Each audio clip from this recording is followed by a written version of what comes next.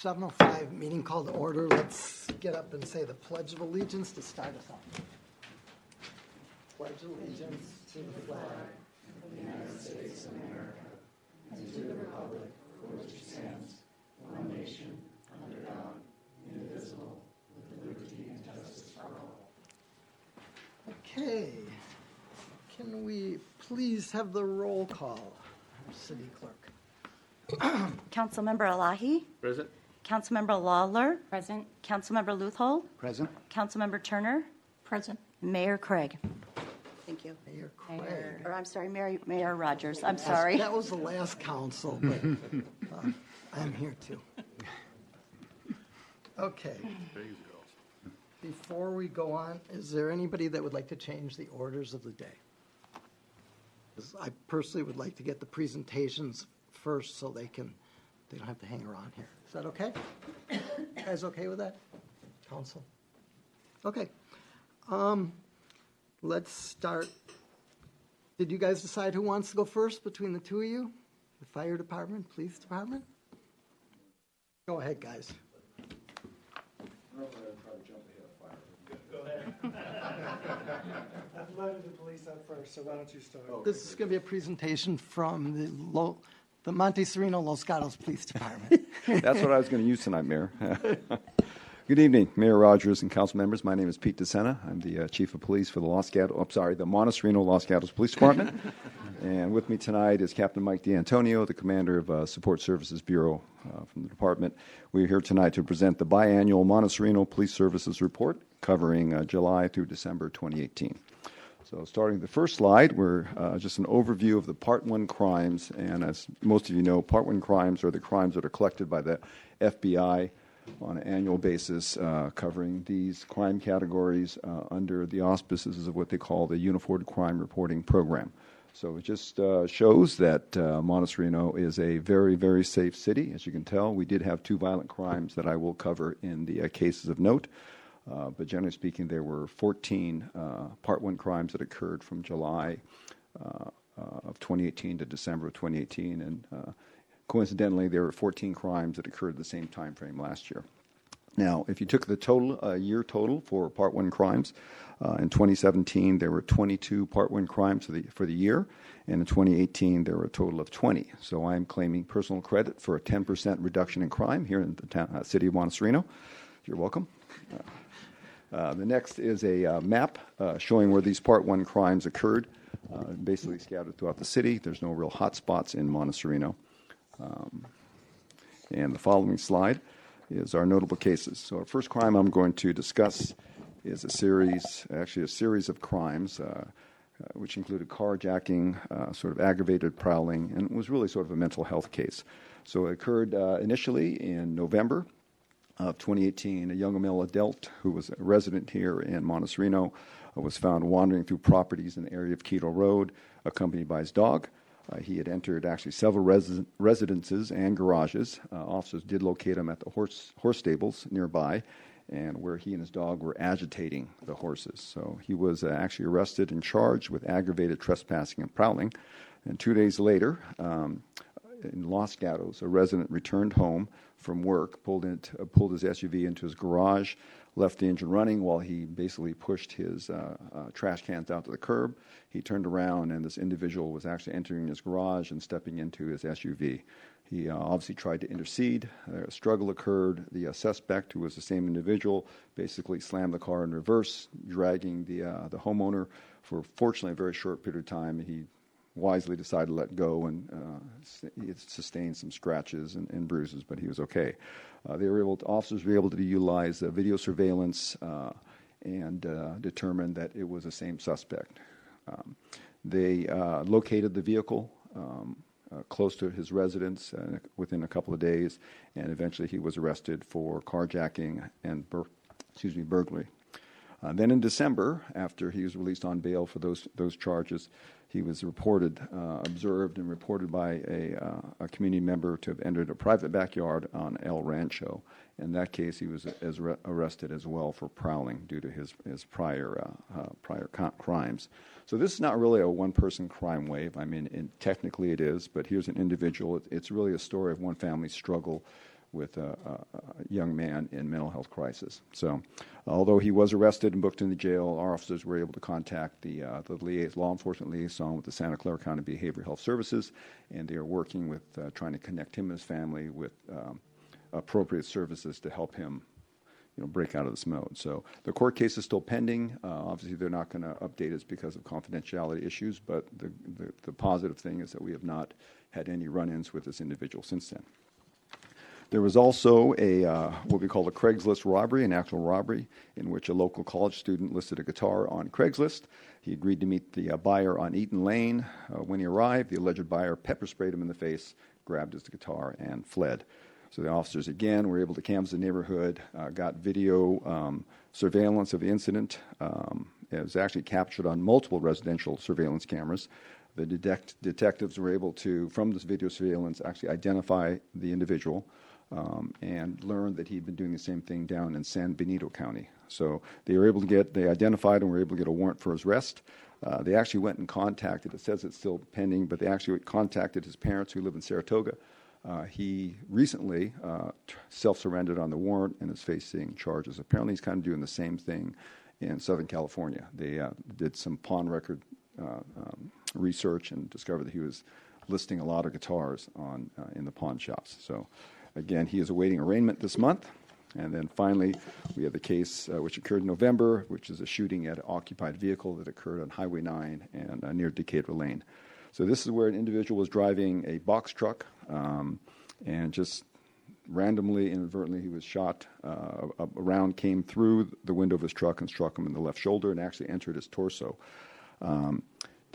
He was seriously injured, but is recovering. This has been a very extensive investigation, but unfortunately, we have yet to determine a suspect or a motive. And believe me, the detectives really worked a lot of different angles on this one. Recently, the bullet fragments were recovered. The victim underwent surgery. Bullet fragments were recovered, and it seems to indicate that this is the caliber was probably larger than the .22. The doctors initially thought it was a .22 they got shot with, but and there was a white Jeep that the victim saw leaving, but there was nothing to indicate it was road rage. They looked into his background. There's really no real clues. I think a personal opinion, especially given the fact that it was larger than 22, I'm kind of leaning towards that it was a possibility that perhaps someone up in the hills had fired off a round, and that round just inadvertently struck this individual as he's driving along. Again, that's just a personal opinion, based on some of my experience, but again, they're still following leads on the case. Next is just basically our patrol activity. It shows calls for service in which the officers are actually called to a particular location for a community member, and then self-initiated activity. As you can see, there was quite a bit of activity occurred in that July through December total time frame. And then the next slide addresses our patrol response time. So response times are how long it takes us to get to particular calls. And as you know, we have priority 1, 2, and 3 calls. Priority 1 is in progress emergency that requires immediate response because the situation poses significant threat to life, or involves a major damage or loss of property, or also may involve a felony, usually involving violence. So these calls are dispatched immediately, and the officers will typically utilize their lights and siren. So our target for a priority 1 response is 5 minutes, and our average response time was 3 minutes and 54 seconds. Fortunately, that doesn't include beach traffic, I'm afraid. Priority 2 is an urgent, in progress, or just occurred emergency call that requires immediate response to prevent property loss or damage. These calls for service necessitate an expedited response and will be dispatched properly. And our target for priority 2 response is 10 minutes, and of the 171, our average response time was 6 minutes and 51 seconds. And then priority 3 is non-emergency call that requires response, but the situation does not present a significant threat of physical injury or property damage. And so since these don't require an expedited response, they are dispatched as soon as possible. And again, of the 123 priority 3 calls, our goal was 15 minutes, and average response time was 10 minutes and 8 seconds. So we did have 5 priority 1 calls during this time frame. One was a structure fire on Via del Sur. There was another structure fire on Palos Verdes. There was a traffic collision at Highway 9 and Rose, which initially came out with unknown injuries. Then we had two residential burglaries, one of which was eventually found to be unfounded. But those were priority ones that the officers responded to in an expedited manner. And with that, I'm going to bring up Captain D'Antonio to discuss some of the rest of the information. Mike?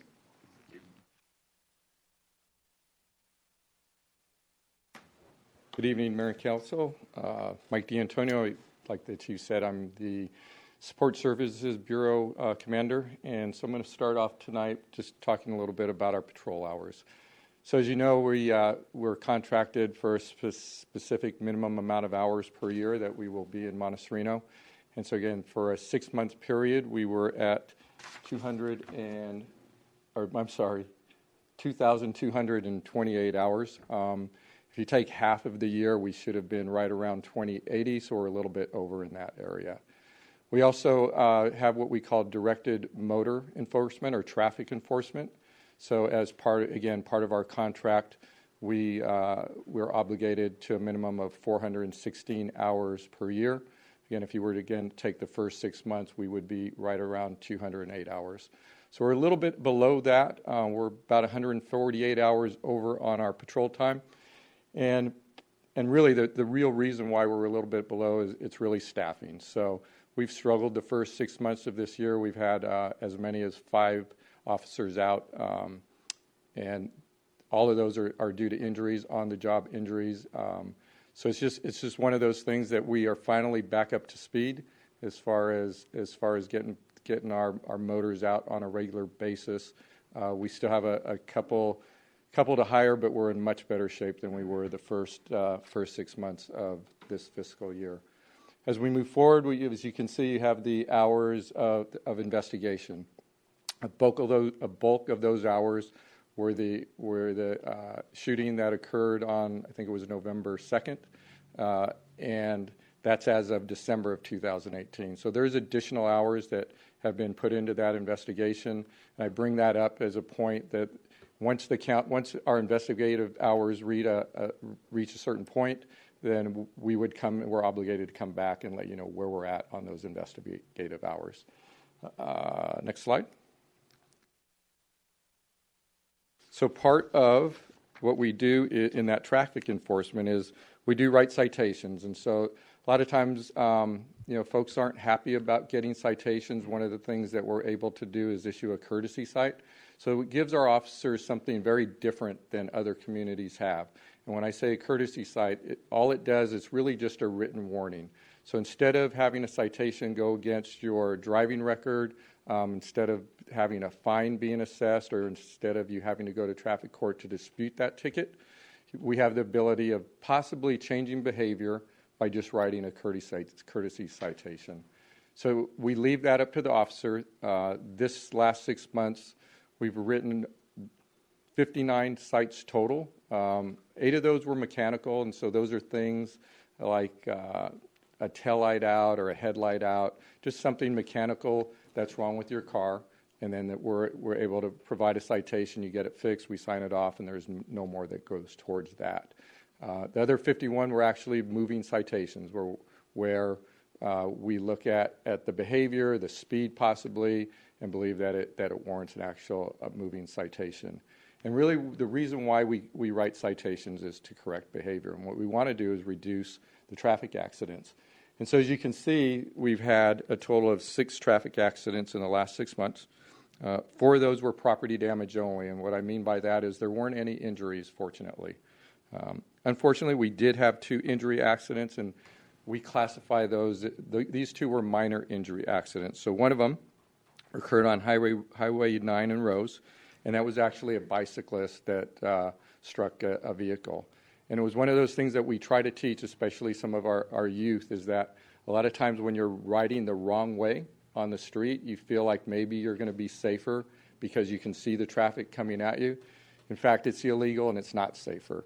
Because if you think about it, when you're ready to pull out on the roadway, most of the time you're going to be looking in one direction to see if you're able to pull out, and you're not always looking to the right. So an example is we're at an intersection, we're looking to the left to see if vehicle traffic has cleared, and then we proceed. Well, oftentimes if somebody's coming on the bike the other direction, unfortunately, there's a potential that we're going to strike that bicyclist.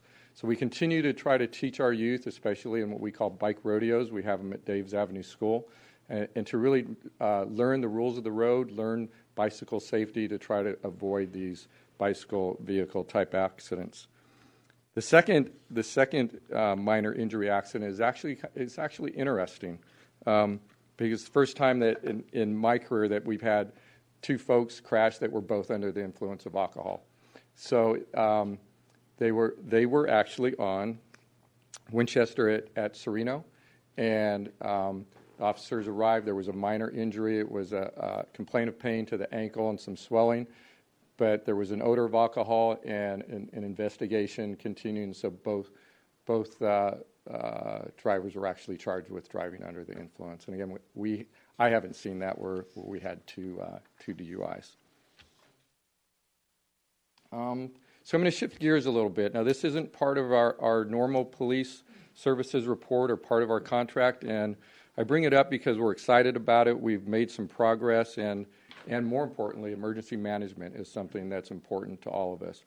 We oftentimes partner with the fire department to try to keep everyone as prepared as we can possibly be. So just to start off, what I want to talk about is our CERT program. And so for those of you who don't know, CERT is our Community Emergency Response Team.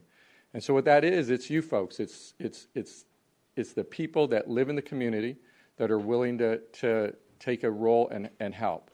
And sometimes they may just want to be prepared for their own neighborhood, and then there's other times where they want to take even a leadership role where they're actually be able to help us organize our resources and deploy those resources. So just to give you an idea, the way that structure works is that we have actually 13 different neighborhoods that we've cordoned off, including Monte Sereno. So between Los Gatos and Monte Sereno, we have a total of 13. We have what we call NICPs, and those are Neighborhood Incident Command Posts. And we have 8 of those, and one of those is actually at Dave's Avenue School.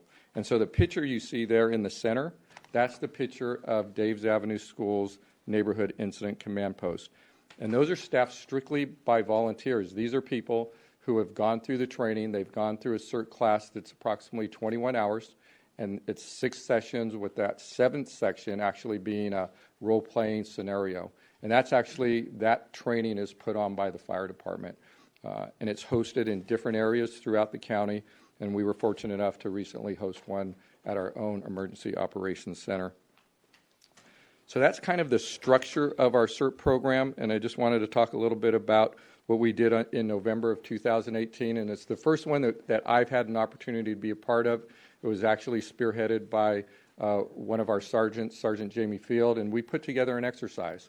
And so what we did is we really wanted to test our capabilities and how our CERT program was going to work. And during the exercise, we actually set up several of our NICPs, and we had volunteers go out into the community and role play. And so they would look for different scenarios that we asked them to look for, report that back on a radio to the NICP, and then we took that radio communication and took it back to our Emergency Operations Center, where we had folks live working that radio to make sure our communications would work. Because really, essentially, if we don't have communications, we're going to have a hard time getting that information back to the EOC and to get the resources that you all are going to need. Some of our goals and objectives coming forward are to strengthen that communication. So we're looking at how we're going to strengthen the communication from our EOC to the county's Emergency Operations Center. And we're also going to start doing more of these drills with the training and the recruitment, the training that we did in November in 2018. We're going to do that again to try to strengthen our NICPs and our response. In addition to that, we're looking for new members, so we're always looking for people to join CERT to strengthen the numbers that we have.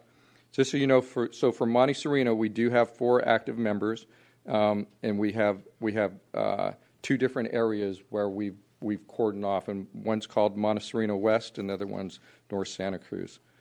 So if we move to the next slide, and we'll be able to see a little bit more, and this is something we're really excited about. So when you look at a quick overview of what you're looking at, you'll see the pink and the yellow. The pink is all of Monte Sereno. And then on the outskirts, you'll see the yellow, which is Los Gatos. And then the blue lines are the neighborhoods that we've broken up, the different areas of our CERT program. And then if it's a little bit hard to see, you'll see the Daves Avenue NICP. You'll see Monte Sereno West, which is one of our neighborhood areas. And then this is where it gets a little bit different. If you look at all the blue dots, what we're going to do is we're going to look at really leveraging our resources. So those blue dots, those are our neighborhood watch areas. So for years, we've had neighborhood watch programs. We go out, we do presentations, we teach people how to be safe, we teach them what things to look for in the event of a crime, to give them the ability to feel comfortable calling us, and it's really getting to know everyone in our community. So what we want to do is do something similar to maybe you've heard of before, and Los Altos does this, and it's called the Block Action Team. And so really what it is, it's leveraging our resources.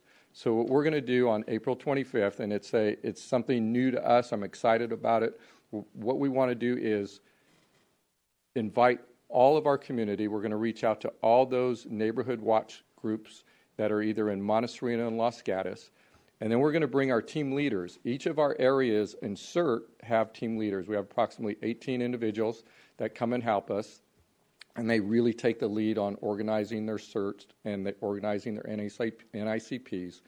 And so what we're going to ask is that our neighborhood watch folks hear a presentation about what CERT is, and then we're going to ask them if we can find some people that would step up. They wouldn't have to go through that whole 21 hours of training, but what we're looking for is more eyes and ears, just like we ask the public's help for crime. If you see something, you need to call us. We ask you to call us. We partner with that. We work together to solve that crime. So what we thought we would do is try to, again, leverage those resources, be able to now have the people who already are organized. They're organized in their neighborhood watch groups. And if we can identify some leaders there, we're actually going to teach them how to communicate, potentially give them a radio. And so now if they see something in their neighborhood, let's say it's after an earthquake and there's a building that looks like it's in distress, or somebody's injured, or there's a fire, that they would be able to immediately and with some training communicate with that NICP that's at Daves Avenue School.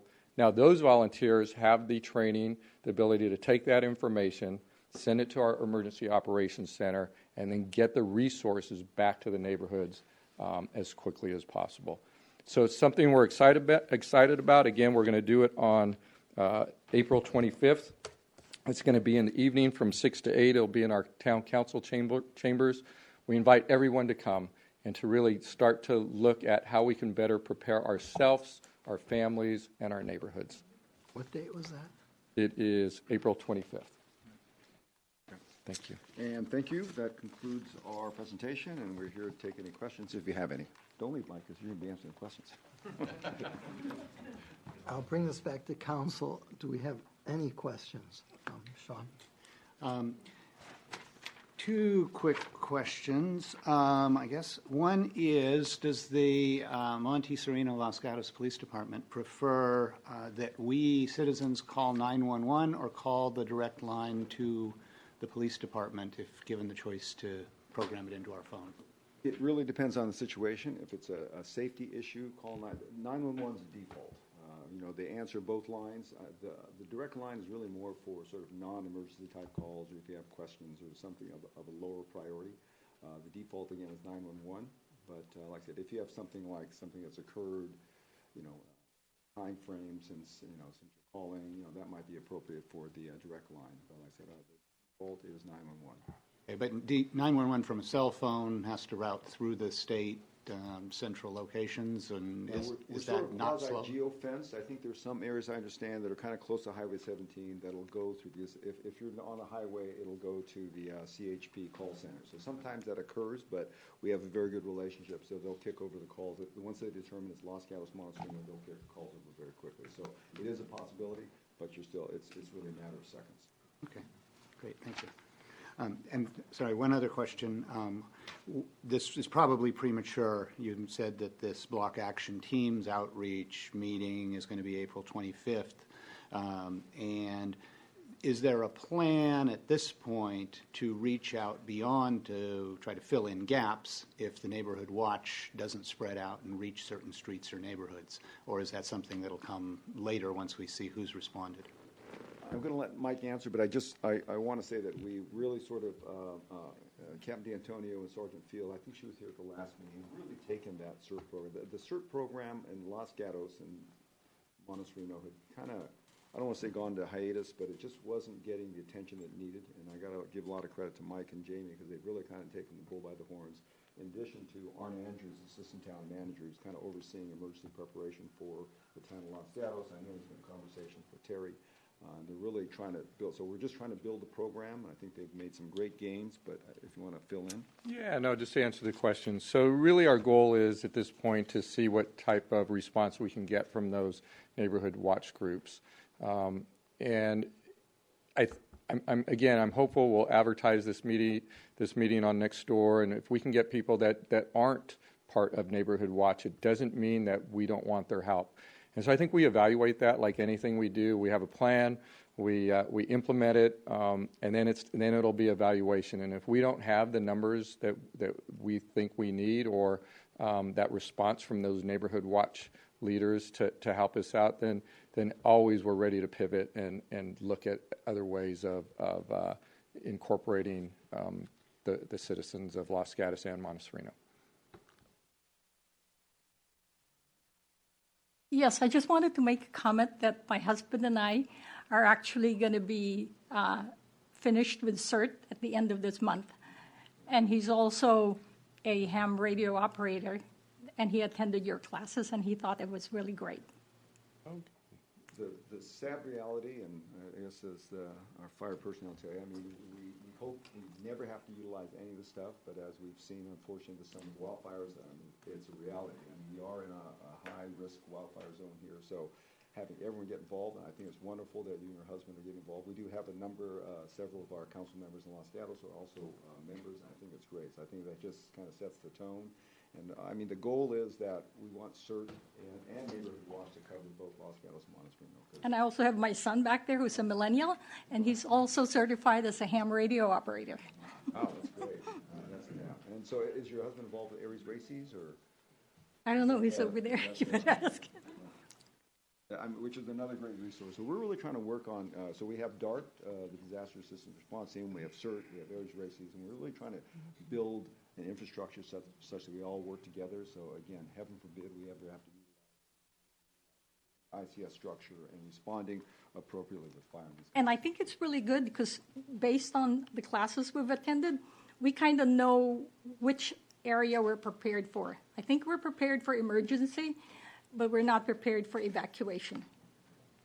I know that Fire is working, County Fire is working assiduously on their community wildfire protection plan, which includes not just evacuation routes, but they've come up with a great concept called safe refuge areas, which there's some areas where it's unfortunately kind of up the mountains. If the road is narrow, trying to escape is, evacuate is going to be difficult. So I think they're identifying these areas where you can go and it's going to be uncomfortable, but you'll survive a wildfire. So County Fire is really working on them. Am I stealing your thunder, Jason? Okay, all right, there we go. All right, yeah. But thank you. I appreciate your involvement in that. Can I just ask where you're taking the training and when you graduate? Los Altos Hills. Okay. So we'll make sure we connect you with one of our team leaders so you know what area and where you would report to upon an activation. Any other comments from council? Then I'd just like to say that I'm really proud to have you guys as our police department.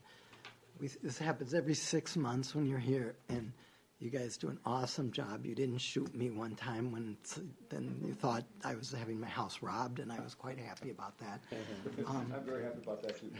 But, yeah, one of the guys recommended, that's the mayor of Monte Sereno, don't shoot him. But really, I just think you guys do an awesome job, and I'm really happy to have you as our police department, and I really appreciate you coming here and giving this presentation. Our pleasure, Mayor. Thank you. Next, we will have Fire Department.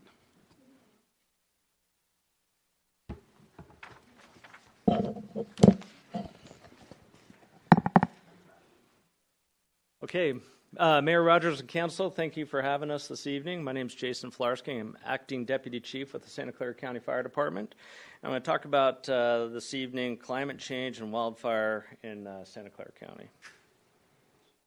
So we're just coming off, it's kind of hard to believe, we've gone through multiple rainstorms and we've got another atmospheric river coming later this week, that we've had so much rain, and we're just coming off one of the deadliest, most destructive wildfire seasons of 2018.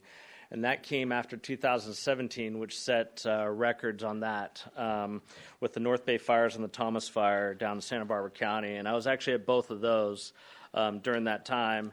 Thought we'd never see anything like that, only to be trumped by this year of 2018 with the destruction that we saw. 2018, we had over 20,000 structures destroyed, 1.9 million acres burned, and 98 people killed. 86 of them were in the town of Paradise. So you ask, what's causing these fires? So we do have a wildfire problem. So the issue that we have here is the fuels that we have, the weather, and the wildland-urban interface, or the WUI. The fuel is the preservation of large open areas of space. You know, this summer we're going to have a very high, dense grass crop, along with the other fuels, and all that's going to do is lead to increased fire behavior. The natural fire has not been allowed to occur over the years, and we've had dry, overgrown vegetation. Our summers are getting hotter, with 2018 being the hottest in history, and driven by climate change.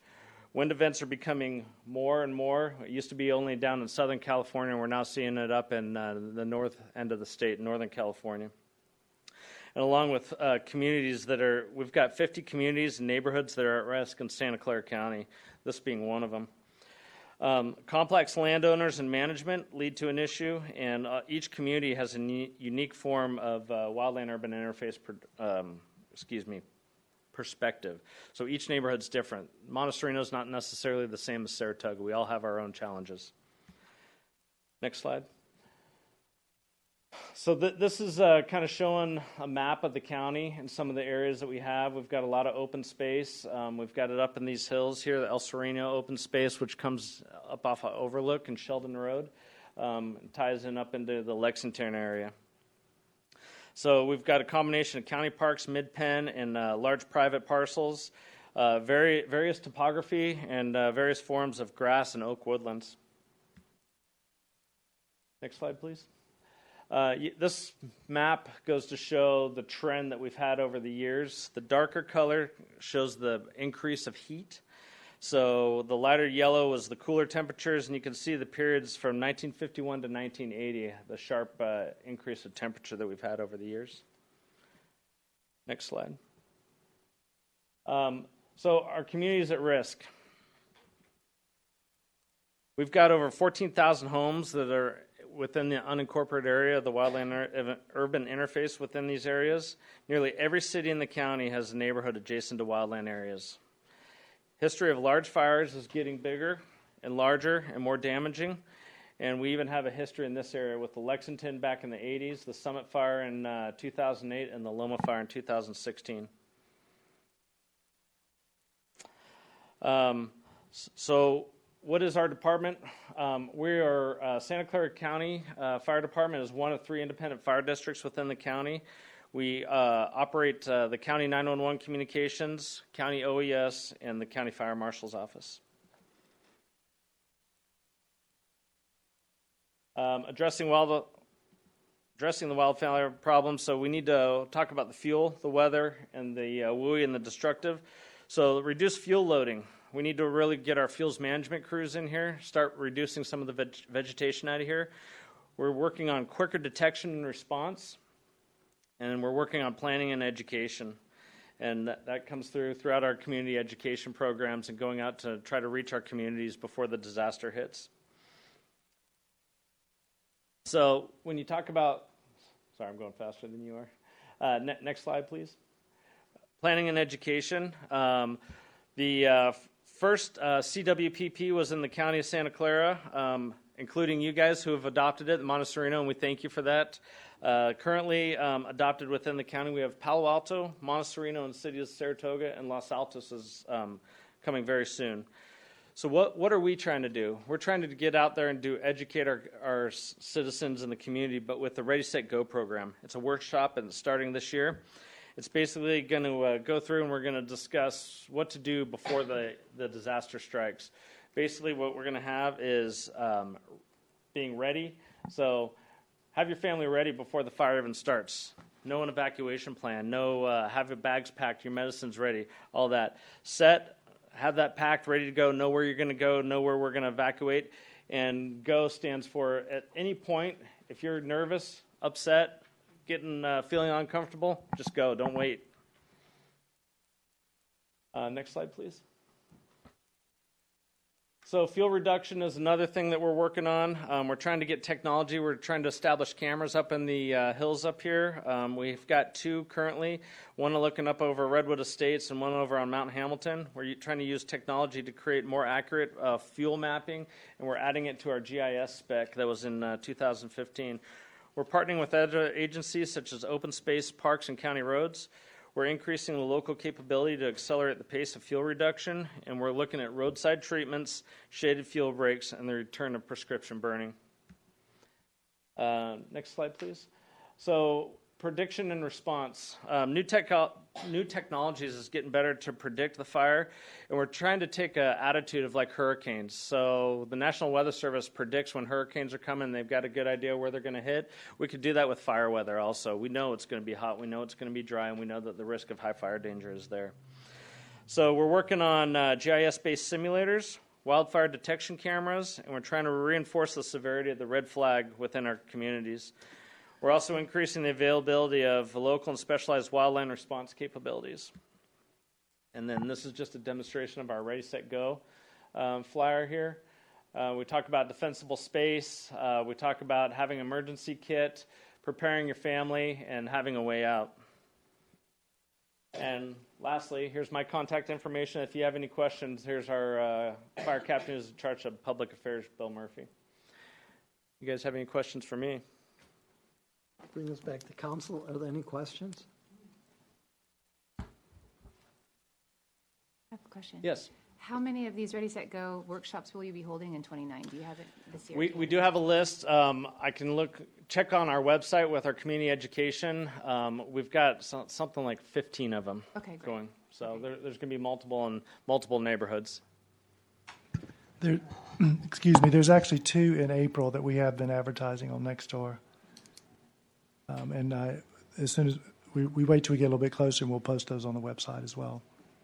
There's anybody else before I say something? There's an underlying issue here, and that's with our fire insurance. And it's going to be, for all of you in the audience, a big problem because the insurance companies are definitely starting to look at this and cut back. And it's going to be potentially ugly, and it may end up like with the earthquake insurance going back to the state or something, but nothing's been done yet. But it's definitely something that you should all look into and get involved in, because if we lose our fire insurance, there's going to be some major problems here. And we're already dealing with that issue in the city of Saratoga. They're having a community that the Arrowhead community is multiple members are having insurance issues with their companies there. So we're dealing with them and trying to work out what we can do. Ultimately, it's an insurance issue, but seeing how we can help the community also on the fire department's end. And I've been talking to them, and what we're trying to do is band together as a West Valley to have a little more say than just Saratoga or just Monte Sereno. Yeah. So, Very good. Anybody else? Again, Okay. Appreciate it. Thank you so much for your service. Thank you very much. Very much appreciate it.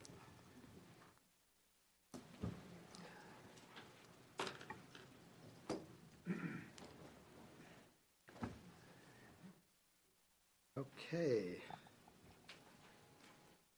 Let's go immediately into oral communications. Does that work for you guys? Okay. We've got a couple from the audience. This is not related to new business items. These are other items that are not necessarily on the agenda. The first person to speak on this matter is Gary K. Kolasatart. How bad did I just mangle your name? Not too bad. I've heard worse. That's good. But I'll clarify. My name is Gary Colsott. Colsott. Yeah, I'm an architect in my office is in Los Gatos. I've been practicing for over 30 years in the South Bay and the West Peninsula and the Peninsula communities. And what I'm here to speak to you about, I'd like to encourage you guys to direct the planning staff to look at a couple more rule changes or modifications to the code. I know that Jeannie Hamilton has been working on some of these, and it's great. We all want more clarity, less gray areas, more black and white. And I just thought that would be a good time for you guys to consider this. We put together a little package. It's not super clear. It's pretty difficult to understand unless you really look at it. But the two things that we're, and let me step back a little bit. Myself and about 24 other architects and designers have come together the last couple of years and been working with Los Gatos, with Saratoga, and we would really like to work with Monte Sereno as well to help them draft ordinances and look at changes, because we're the ones that do it every day. And many times you have unintended consequences. And we feel that the rules that were put in place in 2002 in Monte Sereno,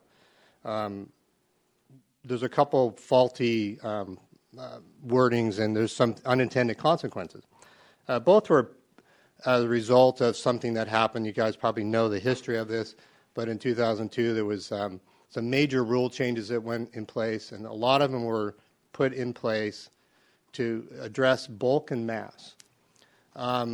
And two of them that have been an issue ever since in my practice with all of my clients and in many of the other architects that I'm speaking with are the attic definitions, but most importantly, double counting spaces that are over 12 feet in height.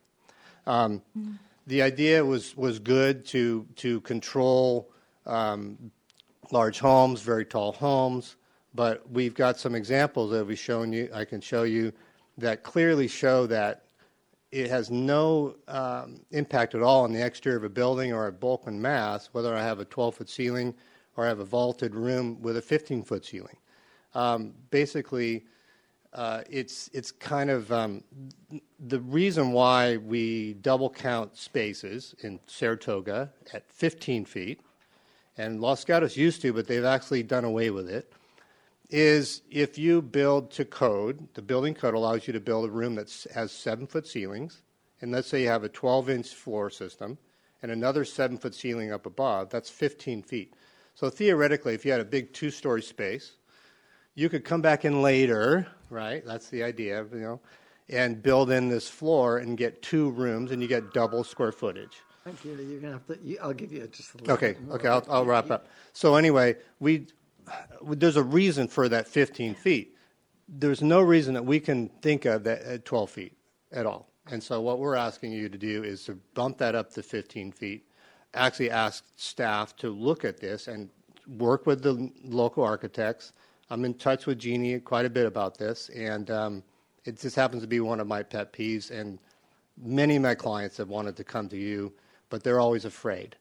Now, I know that 3 years ago, they don't want to rock the boat, but 3 years ago, there was some encouraging things that happened when Erin Ventura came in as a planner, and she helped work out the basement rules and the building heights. So I'm just hoping that we can continue some momentum and get more in line with the other neighboring communities. We talked about this, and you should move forward with Jeannie and keep this going forward. Okay. Okay. Thank you. Do you have any questions? Can I answer anything for you, or? Just what was specific about the attic definitions? The attic definition, if you read that, I challenge you to tell me what it means.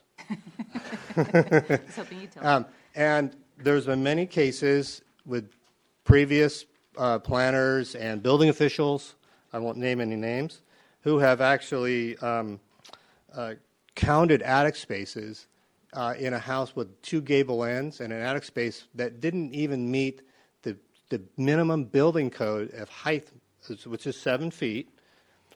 Let's say I have a 5-foot tall attic, but it had what was described to me by Mr. Leventhal was vertical projections, i.e. walls. Could have just said walls. That attic we've had to count that attic before when it's not even a legal usable space. So if you imagine you're working backwards and say, I want to convert my attic into livable space, they would say, well, you can't because the building code says you have to have at least 7 feet of height, right? But Monte Sereno is actually counting it as floor area, okay? And we have limits on how much floor area we can build, so it always comes into play. So I think that there's things that could be worked out quite simply. You can look at these Los Altos Hills, Los Altos, Saratoga, and those cities in particular because they're very similar to our community. Yeah, code should always be looked at. Thank you so much. Okay, thank you very much. Appreciate it. Thanks. Next, we have S. Madala. I have 3 minutes. Okay. So before I begin, I distribute some documents here. A couple of pictures. Most of you have an electronic copy. I emailed it to you. But for you Canadians, I also have one.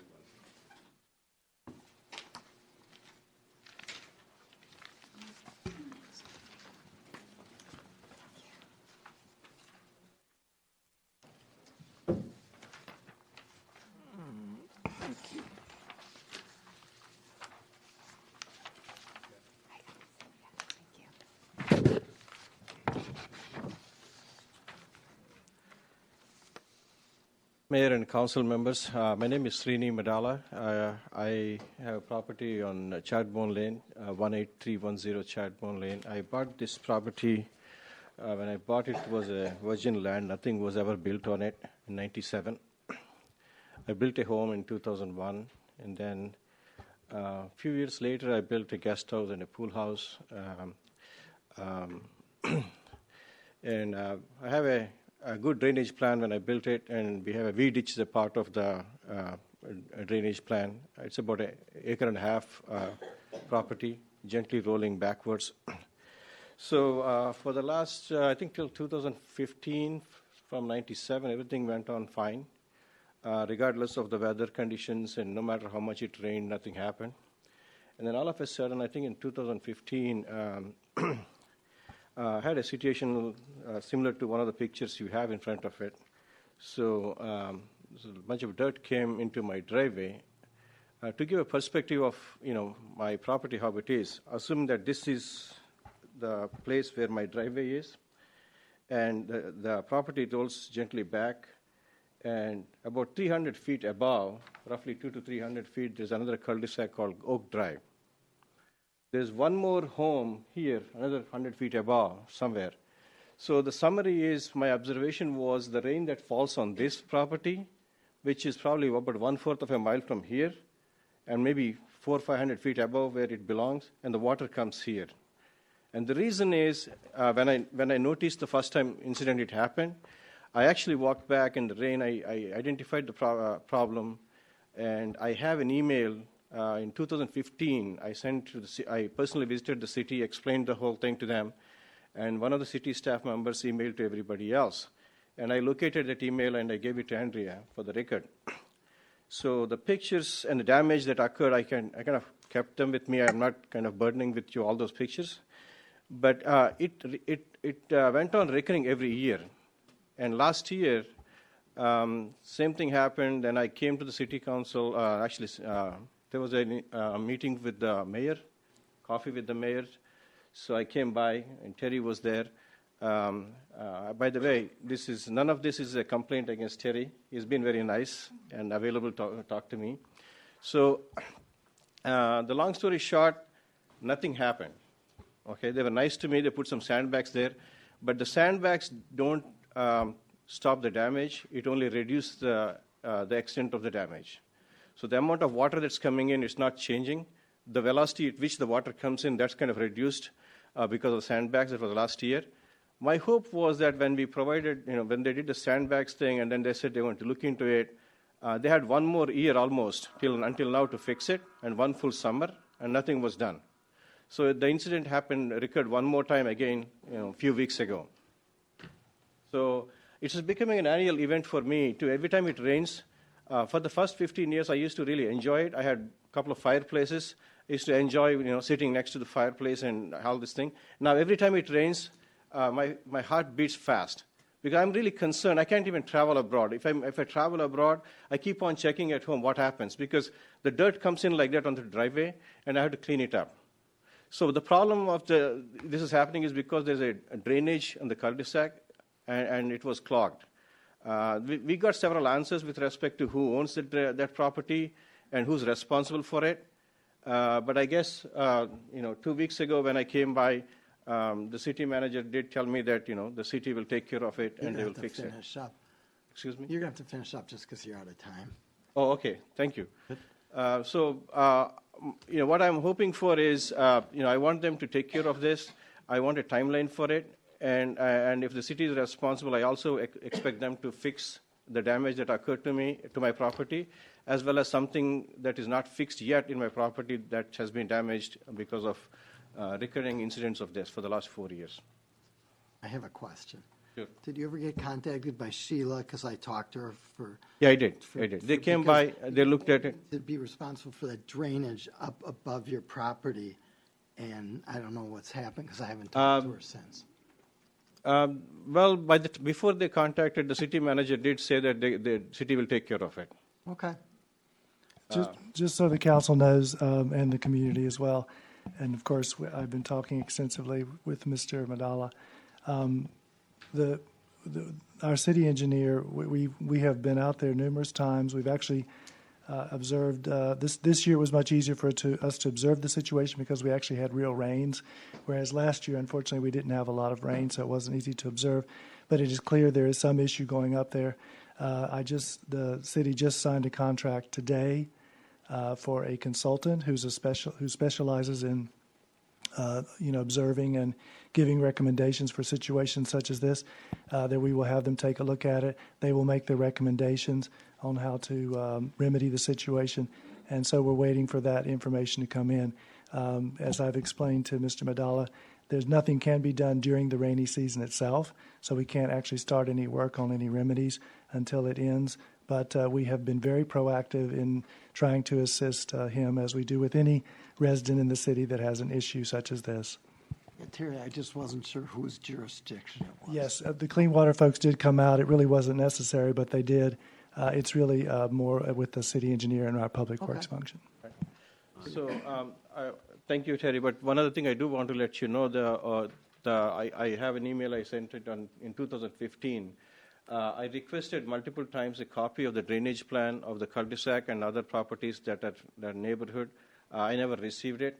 I would like for them to be reviewed, and it doesn't require rains to come in for them to understand that there will be damage. If you look at the drainage plan, and if the drainage plan is not implemented, it doesn't work, then that need to be acted upon.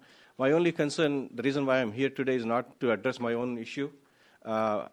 What if I'm a 65-year-old widow or somebody who don't have any help?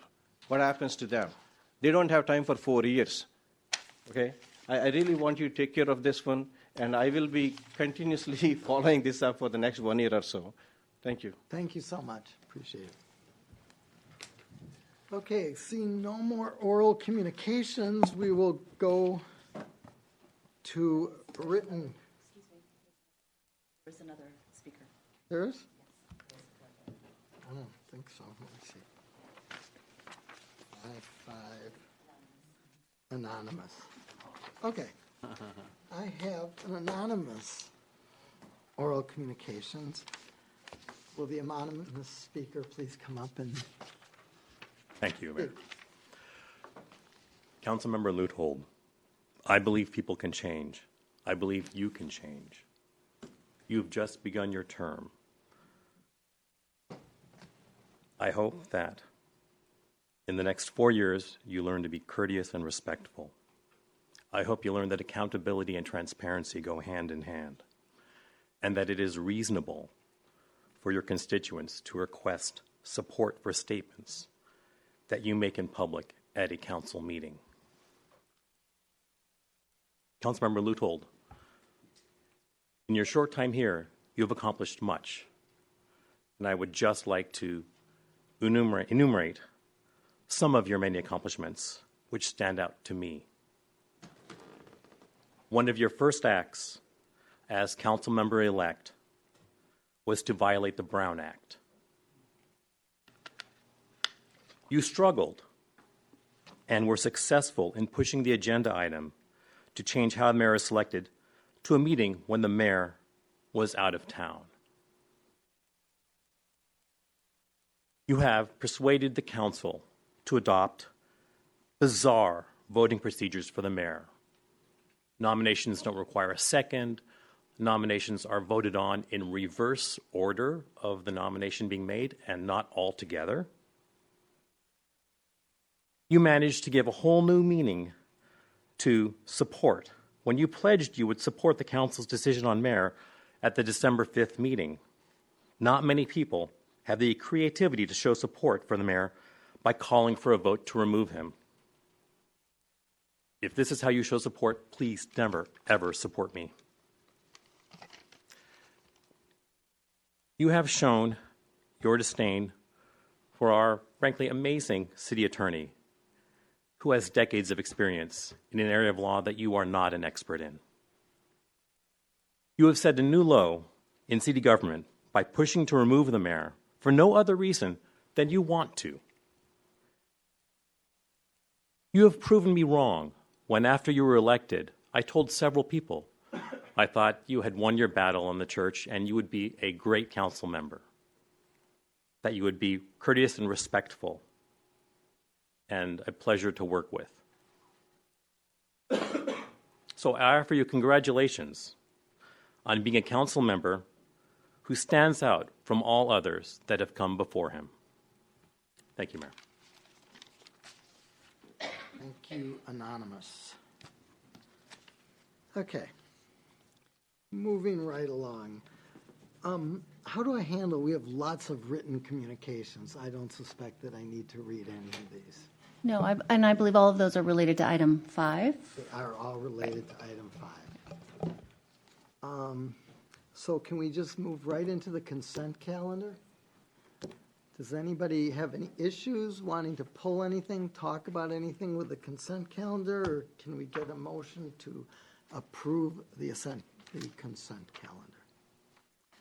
I had a couple questions. Bring it on. Okay.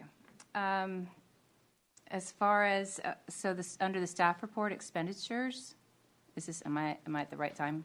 No. So if you want to talk specifically about an item on the consent calendar, if it's a short question, we could probably handle it prior to this. Otherwise, you might want to pull it off so we can have more of a discussion. Later? In the Yes, meeting? so you would pull it, you'd make a motion to remove it from the consent and then add it as the item before number 5. No, that's fine. Never mind. Then do we have, did you want to pull it, Liz? No. Okay, then do we have a motion to approve the consent calendar? This is, only my second or third meeting here. So if I have a question about something that's on the staff report, do I ask that now? On a consent item? It's under staff, it's under expenditures. I noticed that the year-to-date expenditures was $13,000. Does that include our travel to Sacramento for all of the council members? Because it was the same number in the last meeting. Under staff report. Yeah. You're talking about under the warrant list? I am. I'm sorry. Okay. Oh, the warrant list. And actually, we have our finance officer here tonight. Okay, yeah, I just which we wanted to- normally don't have. It's under staff report expenditures, council travel, meetings, protocol. Okay. Year-to-date expenditures were $13,000. I was just wondering if that includes our travel to Sacramento. It does, and it includes the city picnic as well that was. Oh, that does? Okay. Okay, thank you. Would I be out of line to ask a question about the consent calendar that I don't want to pull it, but we're getting this money for our streets and improvements from, I believe it's tax B measures, and it's $65,000 a year. I was just wondering how we can't combine that money over the years to do a big project, can we? That was my understanding of this.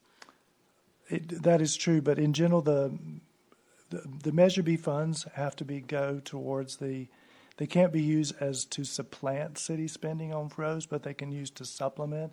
And until we reach a certain pavement condition index level of good, they have to go to the pavement. So we just added into our pavement management program. Okay, I wasn't sure because I thought we could do sidewalks by Davis Avenue. No, at the moment we cannot use the funds for that. It needs to go for the pavement improvement. And so we've been using it to supplement the funds to do additional paving. That's great that we got that money. Thank you. That's my question. So we get back to the consent calendar. Can I have a motion? Mayor Curtis, Oh, I'm sorry, Suzanne. Suzanne Jackson, a member of the Monte Sereno City Council, retired. I would ask if the council would extract the minutes of the last meeting for discussion and possible recommendations to change some of the actions of that particular item, and it had to do with item number 8 on that agenda, which dealt with the elections of the vice mayor and mayor. So it would be a request to extract the minutes and then hopefully find one of the council members that voted for it to recommend a reconsideration of that item. I would say that actual item is going to come up I know. by itself.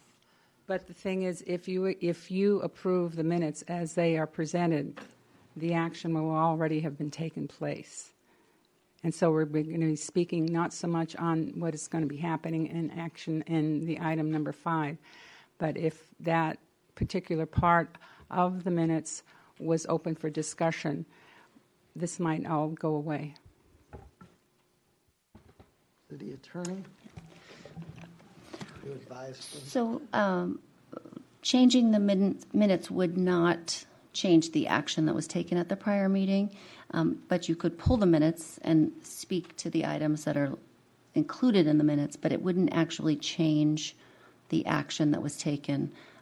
If the action to be taken was changed, it would be under item 5. But if a member of the council asks to speak on a particular item, then we do allow that. Okay, do we have, I'm not quite sure how I want to handle this because I'd love to pull that, but I'm not sure what exactly that means in terms of. So if a member of the public asks to speak on any item on the agenda, they have a right to do that. Yes. And so it's just a matter of procedurally how you want to handle it. You can do it now prior to voting on the entire consent calendar as one item, or you can pull that item and make it 5A, and it would be discussed and then voted on under the general business. Because it is going to be discussed under 5A.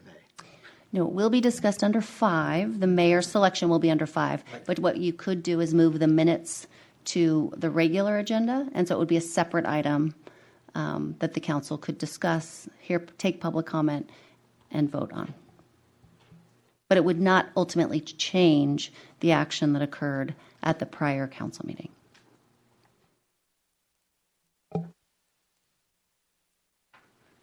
Well, do we have a motion to pull that part of number 8 from the minutes? So the motion would just be to pull the minutes from the consent calendar and make it a regular item. Pull the minutes from the consent calendar and make it a regular item.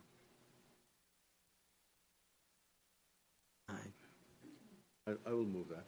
Let's pull it. The public wants to speak to it. Let's pull it. Then I will second it.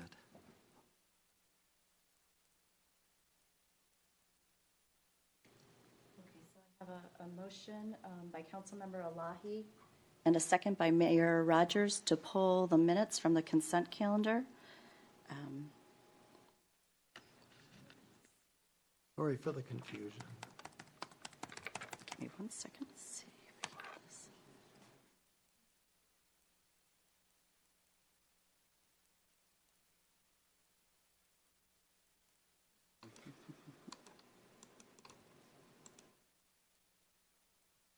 Give me 1 second procedural. here. I'm sorry, this is not going to let me.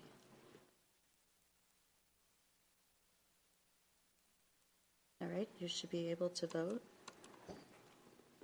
I don't see it.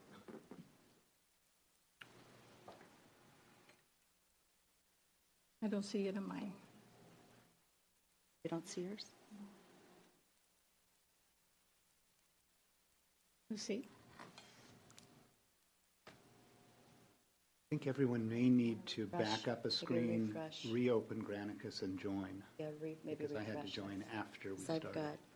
I've got 3 votes in. I have to redo this.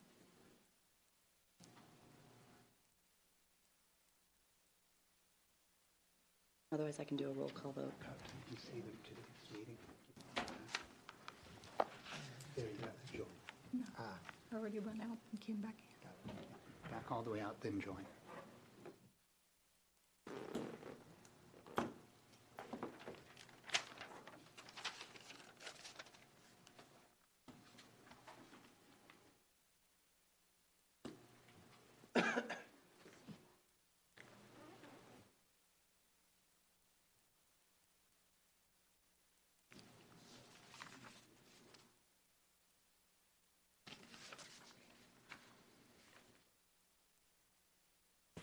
Did you join the meeting?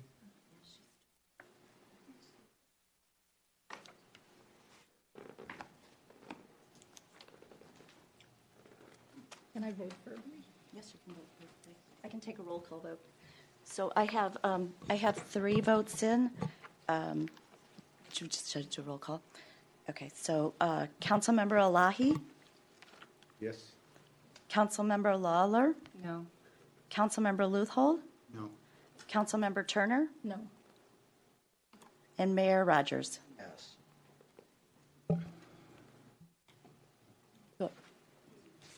It fails 3-2.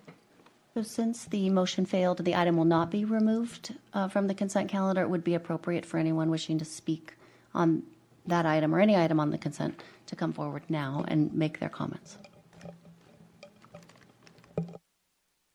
If anybody wants to speak on that item, or wait for item 5, which is probably the better plan, I think. Do we have a motion to approve the consent calendar?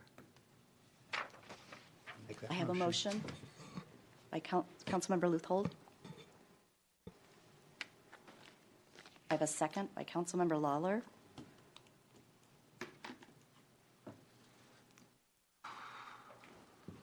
You should be able to vote. I can't vote. Okay. I'm going to do a roll call vote. I have 3 votes in. What are we voting on now? Oh, the consent calendar, okay. Okay, so this is for approval of the consent calendar. Councilmember Elahi, No? Councilmember Lawler, Yes. Councilmember Luthold, Yes. Councilmember Turner, Yes. Mayor Rogers, Yes. and it passes 4-1. Thank you.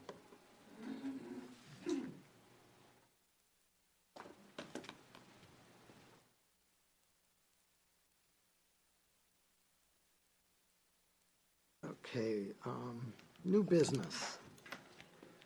This is the main attraction here. Consideration of removal of mayor and pro tem and selection of new mayor and new mayor pro tem.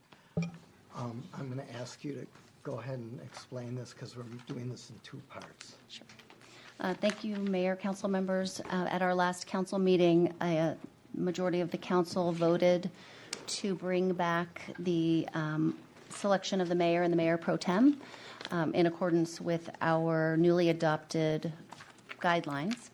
Under the guidelines, it does provide for the mayor to be chosen yearly and to be chosen in the month of December.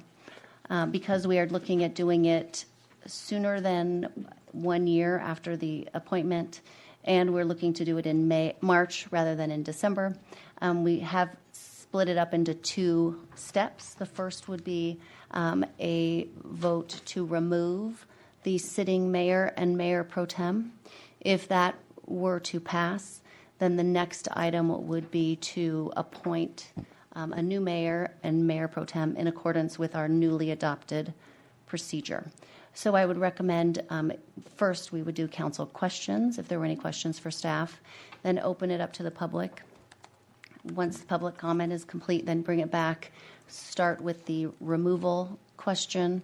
If that passes, then we'd move to the selection of the new mayor and the mayor pro tem. Presumably, we're doing that, meaning we have no mayor at that time. So staff will conduct the selection of mayor in accordance with our new policy, and I can remind you of that policy if we get to that point. So let's start with the council. Do we have any questions from council? A question on the order of this and whether, when council discusses this, whether we're going to speak to the first step first, the removal step, and then whether there would be an additional discussion at the time of nominations about, for example, reasons for nominations or positions, or whether that would be better addressed by council at the first pass through, and that nominations would simply be nominations and vote without a lot of comment. That's really up to the council. That's not outlined in the procedure. Typically, in past years, there hasn't been a lot of discussion about the selection, but there are guidelines and there are criteria to look to that are in the guidelines. So it would be appropriate if anyone felt interest in speaking to those things that you could do so. So if that was the case, it might make sense to sort of bifurcate the 2 issues and speak to the removal first, take action on that, and then speak to the nomination process. So let's bring this to council. Who would like to be the first one to address this issue? So it would just be questions now. Questions. Then you're going to open it up to the public. Right. Are there any questions? Seeing none, let's open this up to the public. The first card I have here is Mr. Burton Craig.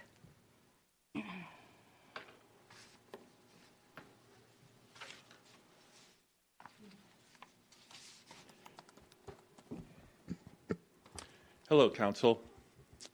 I'm disappointed that the Council is voting to remove the mayor at tonight's meeting. Why would you remove a mayor who is already 1/4 of the way through his term? When Councilmember Lutoll spoke at the December 5th meeting, where the mayor was selected, he spoke about Rule 36801. He also said that he had spoken with the city attorney, and she had informed him that we were in compliance with state law regarding the selection of the mayor, and that when he was seated as council member, he could bring this up before the council to discuss a change. At the December 5th meeting, Councilmember Lutoll said that the next council would fix the process to select the mayor, and that he does support the selection of the mayor by the prior council. And I do have a recording of that. This is clearly a legal issue that the new council can take care of in terms of dealing with the policy. And whatever you all choose to do tonight, my personal feeling is I'm looking forward to working with the new mayor and vice mayor, regardless of how they're appointed. And I'm pretty sure they're going to be the same people no matter how this is done. So I want to say I support your action tonight and whatever choices you make, and I look forward to working with you all. Okay, great. Thank you very much. So what happened? What caused you to put this on the February 19th council agenda, especially when you knew that the mayor would not even be in attendance? Is this how you show your support, by trying to remove the mayor? Not only did Councilmember Lutold support the actions of the council at the February 19th meeting, Councilmember Lutold admitted that he couldn't say that the selection of the mayor was illegal or that the city attorney was wrong. I have a transcript of the meeting and can provide you a direct quote if you would like. Being the mayor of Monte Sereno is an honorary position. It is rotated amongst the council members. It is a nice way to honor and show appreciation for your volunteer service to the city. You get to sit on some really cool boards and commissions, and you can really see what's going on around our county. Is this the way you choose to honor someone? If you do decide to remove the mayor, I would like to endorse our current mayor for the position. He has served Monte Sereno with honor. He has served on multiple commissions, and he has served with distinction for over 6 years. He has always put the needs of the city and its residents above his personal needs. He has always worked hard for the good of this city.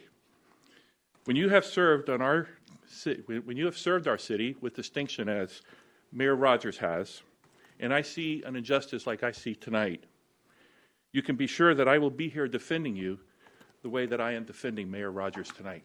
Thank you very much. Thank you, Burton. The next speaker is Suzanne Jackson.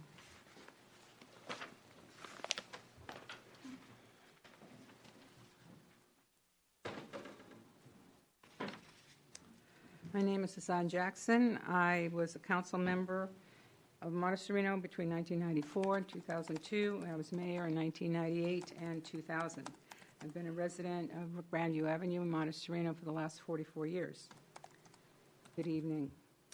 After the February 19th City Council meeting, I was made aware that a proposal to amend the timing of the vote for mayor and vice mayor is introduced to reflect an arbitrary interpretation of Government Code 36801. The current mayor, Curtis Rogers, who had just been elected in December, was not present. After listening to the transcript for 2 hours and 48 minutes of discussion, 3 of you voted to enact the proposal and initiate it retroactively, which was to negate the December election of the mayor and vice mayor, since this election was done prior to the seating of the new council members as stated in the new code. I was not aware that an amendment to the government code could be enacted retroactively. Was this amendment so dire that it necessitated this action? Although the interpretation of the statute per our city attorney is not, quote, a mandatory obligatory statute, rather a permissive one, and unquote, and does require more study and clarification as stated by Council Member Leahy, this legal interpretation by our attorney and the request for a study were ignored. My concerns are not so much as to the amendment to the code, but the process of how this was conducted and the necessity of making this determination retroactive and without the full council being present. Because this is a major policy change, did the council have the time necessary to vet all its members in an open hearing that was noticed to the public? Was there a discussion prior to the meeting in violation of the Brown Act? As stated in a letter sent to you by former Mayor Burton Craig and others, with which I agree, quote, if your goal is to be a memorable city council by your actions and accomplishments, you are achieving that, unfortunately, not in a positive way. Even if you were to reselect the same mayor and vice mayor, it is a humiliating process to enforce the mayor to go through. I would like to endorse Mayor Rogers as the next mayor. Thank you. The next speaker is Jennifer Crow. Excuse me? Oh, sorry, I missed. People are afraid to even try it. Well, I understand. I think this might be your handwriting, too. Oh, okay. Sorry. Well, it could be that. I'm used to typing. Thank you. I'm frankly puzzled by this whole thing. I have no idea why anyone would find it necessary to change a process that we've had since I've lived here, since anyone else is aware of. I just don't understand it. I don't know if it's appropriate for me to ask you why you thought you needed to do it, because I honestly don't understand. I think Mayor Rogers has been, elected by the prior council, who are people who are the more experienced and not necessarily the new incoming ones. I just don't understand.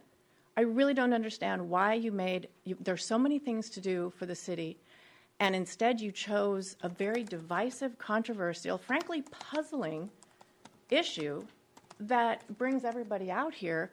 And I don't think anybody, I mean, there might be someone in support of this, but anyone I've talked to has not been, and I just don't understand it, and I find it really, really a betrayal of the trust of your constituents who elected you to represent them, and not to do some underhanded, whatever that title was, amendment to regulations and guidelines for the conduct of public meetings. That has nothing to do with what the item actually was. So I would like an explanation, and I would like you to just stop this whole thing, and Mayor Rogers stays, Vice Mayor stays, and it just, there's too much going on to bother with this. Thank you. Jennifer, thank you so much. Thank you. The next speaker is Susanna Craig.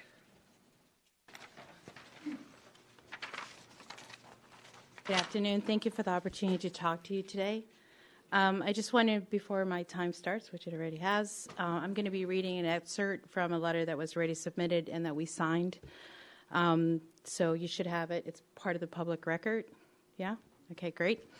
Okay, so then, am I going to have 5 seconds back? I'll give you the 5 seconds. Thank you. So, first of all, I have to say, full disclosure, I actually voted for Liz Lauer. I didn't vote for Sean, but very disappointed in my choice. So, I wanted to start out with, at the February 19th Monte Sereno Council meeting, the three of you voted to change how the mayor will be selected in the future. In addition, you voted to select the mayor at the March 5th meeting. Despite the prior council having already selected a mayor in December, you set these items in February 19th meeting despite knowing that Mayor Rogers would be out of town. Shame on you. In Monte Sereno, the mayor is an honorary position. We do this not for our ego, but because we want to help, right? So, and it is rotated among the council members, in large part to show gratitude, right? To say thank you to this wonderful city. Any council member may speak at a council meeting, and any council member may add items to the meeting agenda, and every council member vote counts exactly, right? So, Mr. Rogers was chosen in December, as per the city rules, to be mayor for 2019. As the council, it is your right to change the rules for how the mayor is selected in the future. And you did so, unfortunately. By choosing to select a new mayor now is it not only unnecessary, it is virtually unheard of when a mayor has not engaged in any sort of wrongdoing. So unless I don't know anything in particular, this is what happened. Finally, while there has been numerous issues in the past over which council members have been passionate about, we can't recall seeing actions that were so disrespectful to a fellow council member before, let alone a mayor. And as previous people have said, if your goal is to be a memorable city council by your actions, Rowena, you're definitely doing that, but not in a positive way. It was shocking to me, Rowena, that you said you couldn't sleep at night, knowing that you actually spent 2 years with this council before. So I was really surprised. It's an added note. Even though you were selected, you reselected the same mayor. Even if you were to select this same mayor again, it is still a humiliating process. I don't wish that on any of you. It is a very sad and petty thing, and it definitely does not make our city look good. I just expected more. Thank you. Thanks, Susanna. The next speaker is James Trembath.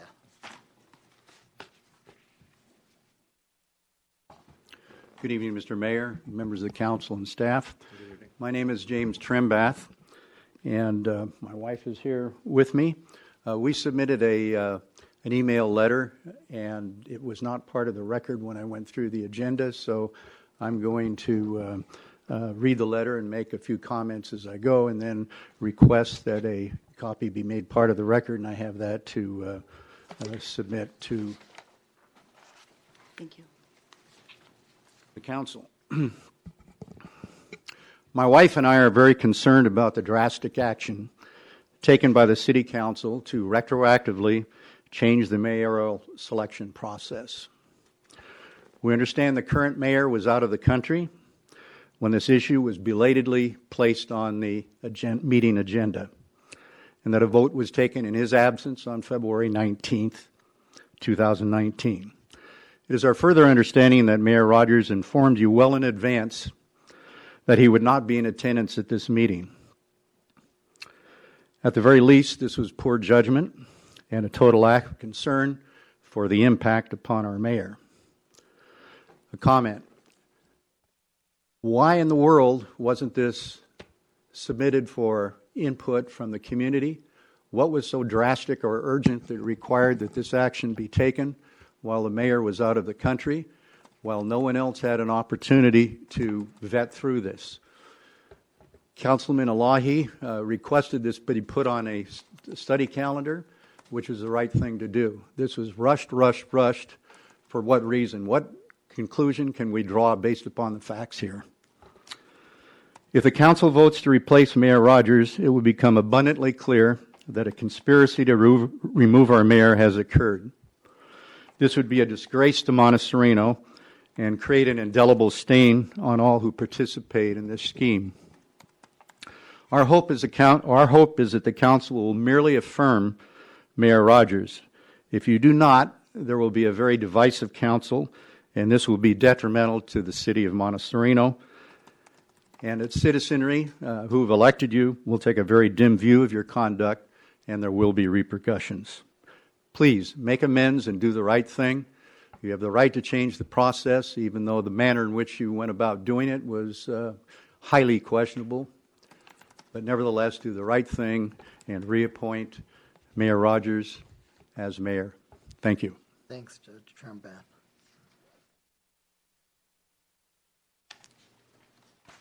We've got 2 more left. If there's anybody else that wants to speak, please fill out the card now. If not, the next person is Jeff Christine.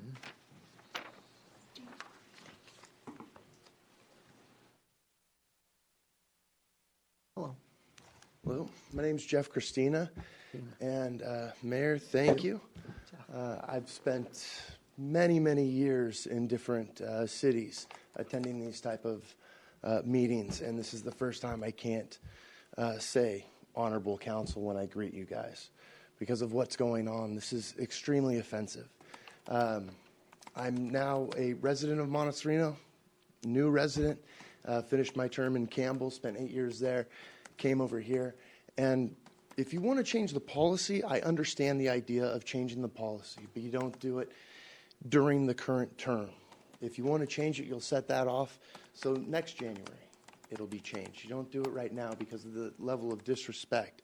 And the fact that this was done while the mayor was out of town shows an incredible level of dishonesty and that you're trying to hide things or you're trying to pass this without him being able to defend himself and argue his points.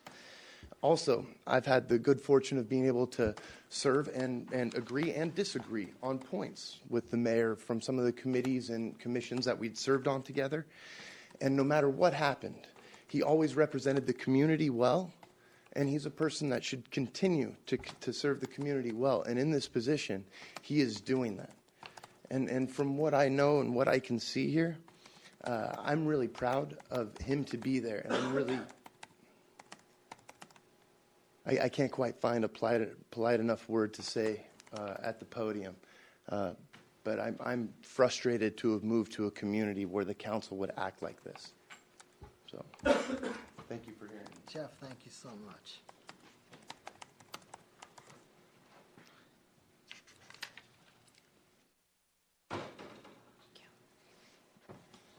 Ed, you might as well just stay up there. I'm not speaking. I was just helping somebody out. Oh, okay.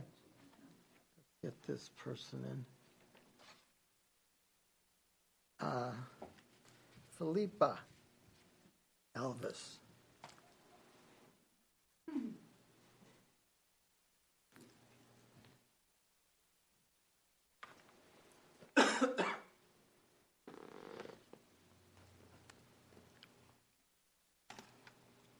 Thank you for accepting my late application to speak. I want to speak on the other side. I think that the current council has a right to select their own leaders, whomever that may be. I do think that it was not put on the agenda to fool anybody. It was just the timing to make transparent all actions of the council, which was basically the platform of many of the people who were elected to this council. The transparency should be noted that Councilman Leuthold brought information to the council that indicated that the prior action of the earlier council was in question when they voted for a mayor. According to the regulations or the city codes, the new council should have the opportunity or shall have the opportunity to select their own leadership. And this is exactly what they are doing. They're requesting the opportunity to select their own leadership. The prior council all knew the rules and regulations. They jumped into putting someone on the council before the seating of the new council. This was irregular. It may be have done before, but it was certainly an irregular procedure. And I would encourage this council to make a decision tonight to continue with their attempt to make city business transparent so that everyone can have an opportunity to know what's going on. I would urge you to continue with your actions that you have started to make the business of the council transparent. And that is that everyone should realize that the information that Councilman Leuthold brought to you was not known to the public, and now it is. That's my opinion and my feelings. I did not send a letter to the council in advance, but I do represent some of the city's citizens who voted the new council members in because they wanted a change in the way things were handled. Thank you. Thank you, Philippa. Brian? Huh? You also have another speaker card. You Yeah, should. I'm going to let Brian while he's already up there. Brian Mekachuk, 17509 Via Sereno. As I understand it, there's going to be two parts to this. Part A is the possible vote to remove the mayor and the vice mayor. And then the second part will be to elect the new mayor and the vice mayor.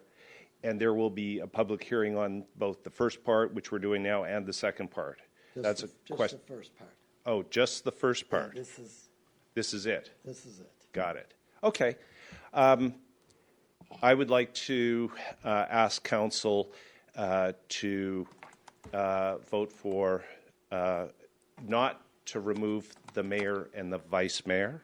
If council chooses to do so, I would ask council to vote for Curtis Rogers and Rowena Turner. Thanks.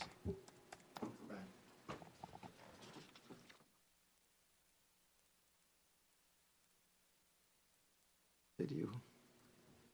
There wasn't a card. I'm sorry, I did not submit a card. I didn't anonymous? think they were Is this required. anonymous? Yes. Okay.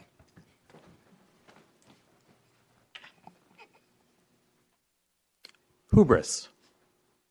It's an interesting word. I've heard a member of the council use this word to describe the prior council. Hubris. For having the audacity to select a mayor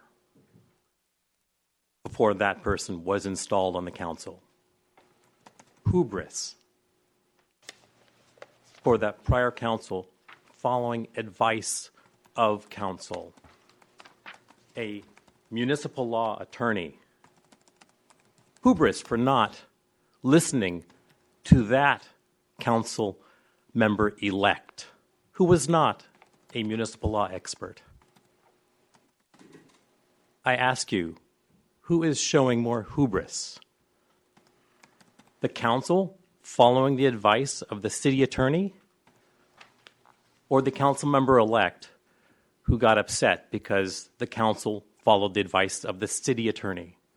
Not only that, Los Gatos' city attorney. Think about that.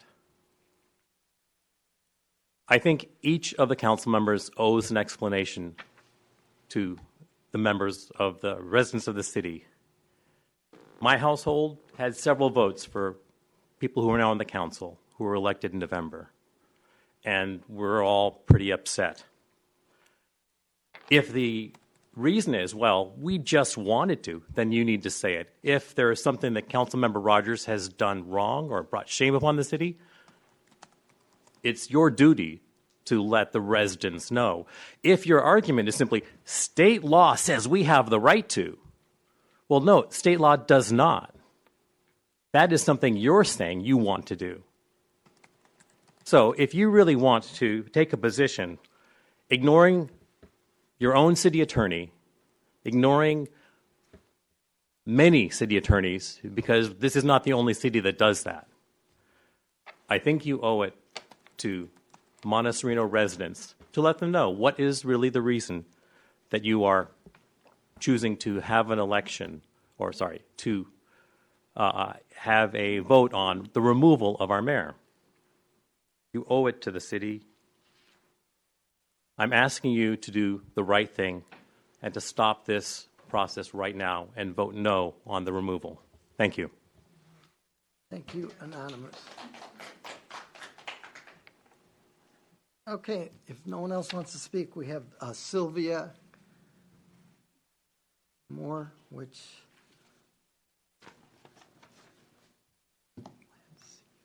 Good evening, Mr. Mayor, members of council, staff. It's nice to see you again. It's been a long time. Yes, it is. Anyway, I'm Sylvia Moore, 15305 Elm Park. I believe I spoke with each member of the council today, and I really appreciate that you gave me your time and attention. I know time is precious for all of us. And so I really thank you for your answers to my questions. I have not interacted with any other citizens about the issue that's before us tonight.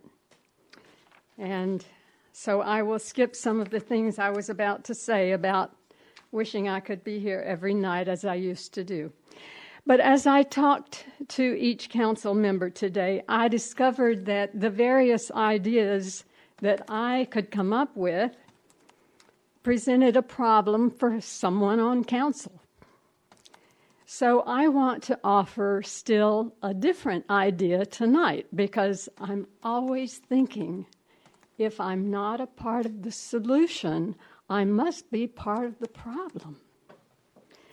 So here's what I want to offer.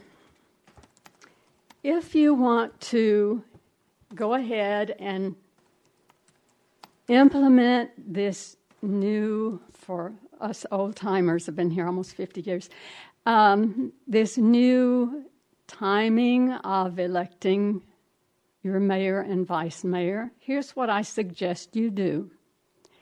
You go ahead and put that into effect tonight. That's fine.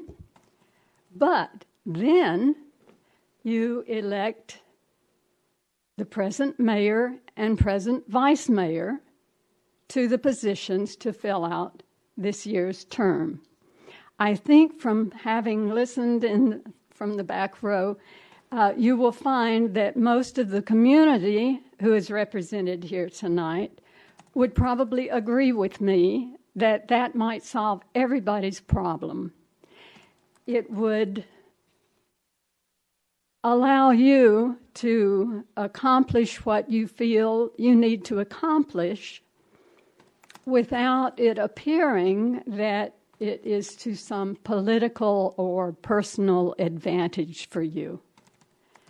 So I really hope you will consider carefully what I'm offering finally, which I really didn't think about this afternoon by the time I talked to the last of you. But I do appreciate your time tonight and your consideration. Thank you very much. Thank you, Sylvia, and it's great to see you again. Okay, anybody else before we close this out to the public? Let's bring this back to the council. Who would like to speak first? I'll go. Go ahead, Liz.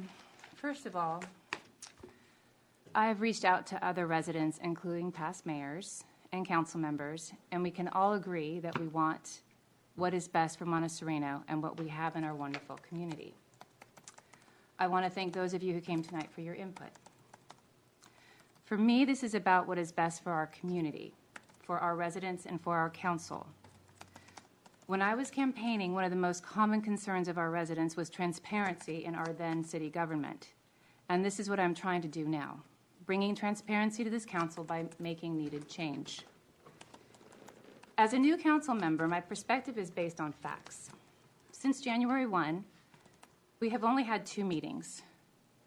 One has been canceled. The mayor may or may not have let that happen and was absent from our last meeting. Mayor Rogers was given the agenda, as we all were, on February 13th. If this meeting was so important to him, why did he not adjust his travel plans to make participation possible? Why also, knowing that these meetings occur on Tuesday nights, did he make travel plans preventing him from participating at all? Tonight is only the second time since our being seated on December 18th that we have all been in attendance.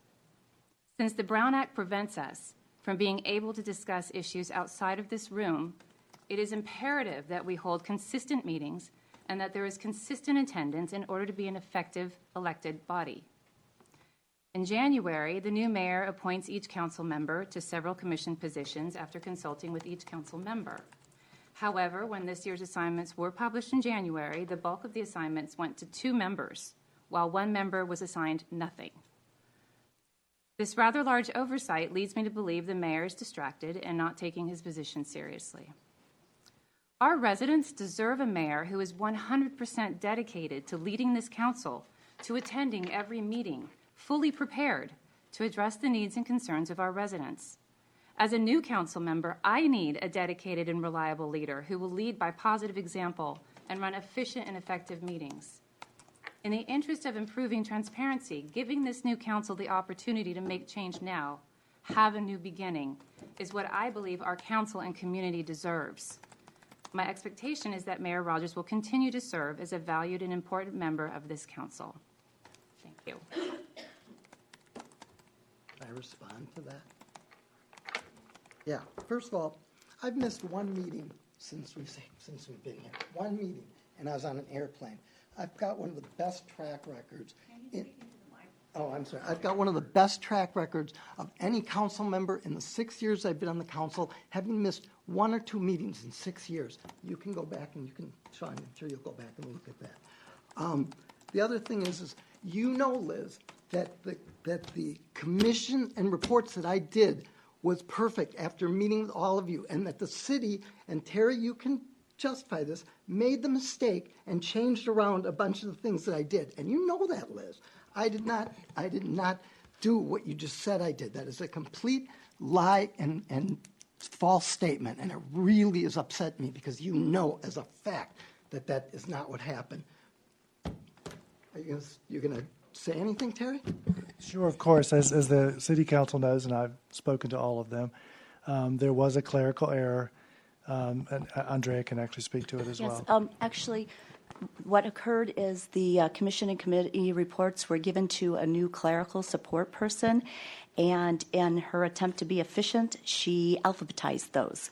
When it was checked, it was spot checked, and those assignments lined up, and that's what happened. It was a clerical error of a very brand new employee who was trying to be efficient.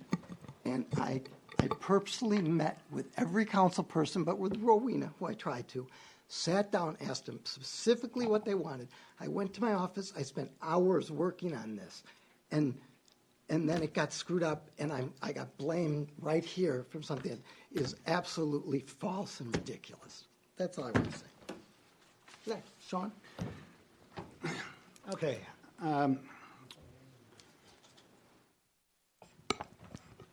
I've been called out by name a lot for bringing up this issue, and I want to explain how this has come about. Mayor Rogers wasn't here last time when I explained this, and many new people are here. So first of all, where this comes from is that when I was elected, when it was clear that I had been elected to the City Council, I looked at the agenda for December 4th, and I saw that the prior council had put on the agenda to select the mayor at their December 4th meeting. And I said, that seems weird. So I did a Google search. And the Google search of how are mayors selected in California came up with Government Code 36801, which says very simply and very clearly, the City Council shall meet at a meeting at which the declaration of the election results of a general municipal election is made, and following the declaration of the results and installation of elected officials, choose one of its number as mayor and one of its number as mayor pro tem.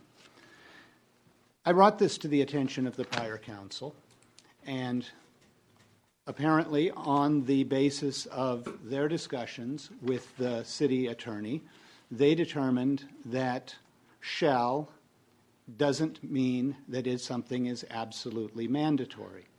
And we had legal discussions about that, and it went back and forth.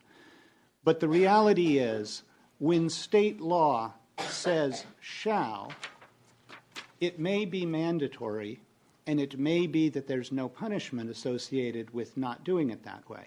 And this may be one of those that there's no punishment. The fact is, there is no case law on this particular issue.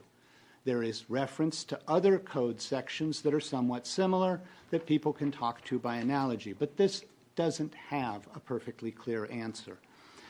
Now, when state law requires that something shall be done, and a city council whose job it is to support the Constitution of the United States and the laws of the state of California, when it's brought to their attention that someone wants them to meet or someone wants them to follow the state rules, that's when they need to start doing things right. So one of the analogies and one of the things that has been discussed is, what if the council is not meeting monthly as required by state law? And the answer is, if that's affecting a citizen who has business before the council and they say, I want you to follow that law, then the council has to follow it. And we have to meet as the citizens request. In this case, I made the request that the prior city council start following the state law, And they made it clear that they did not intend to do that. And instead, they were going to go forward with the election despite my objection on December 4th. Ex-Mayor Craig played the tape where I was at that meeting, and I was given a lot of pressure to be a team player and to make a positive statement.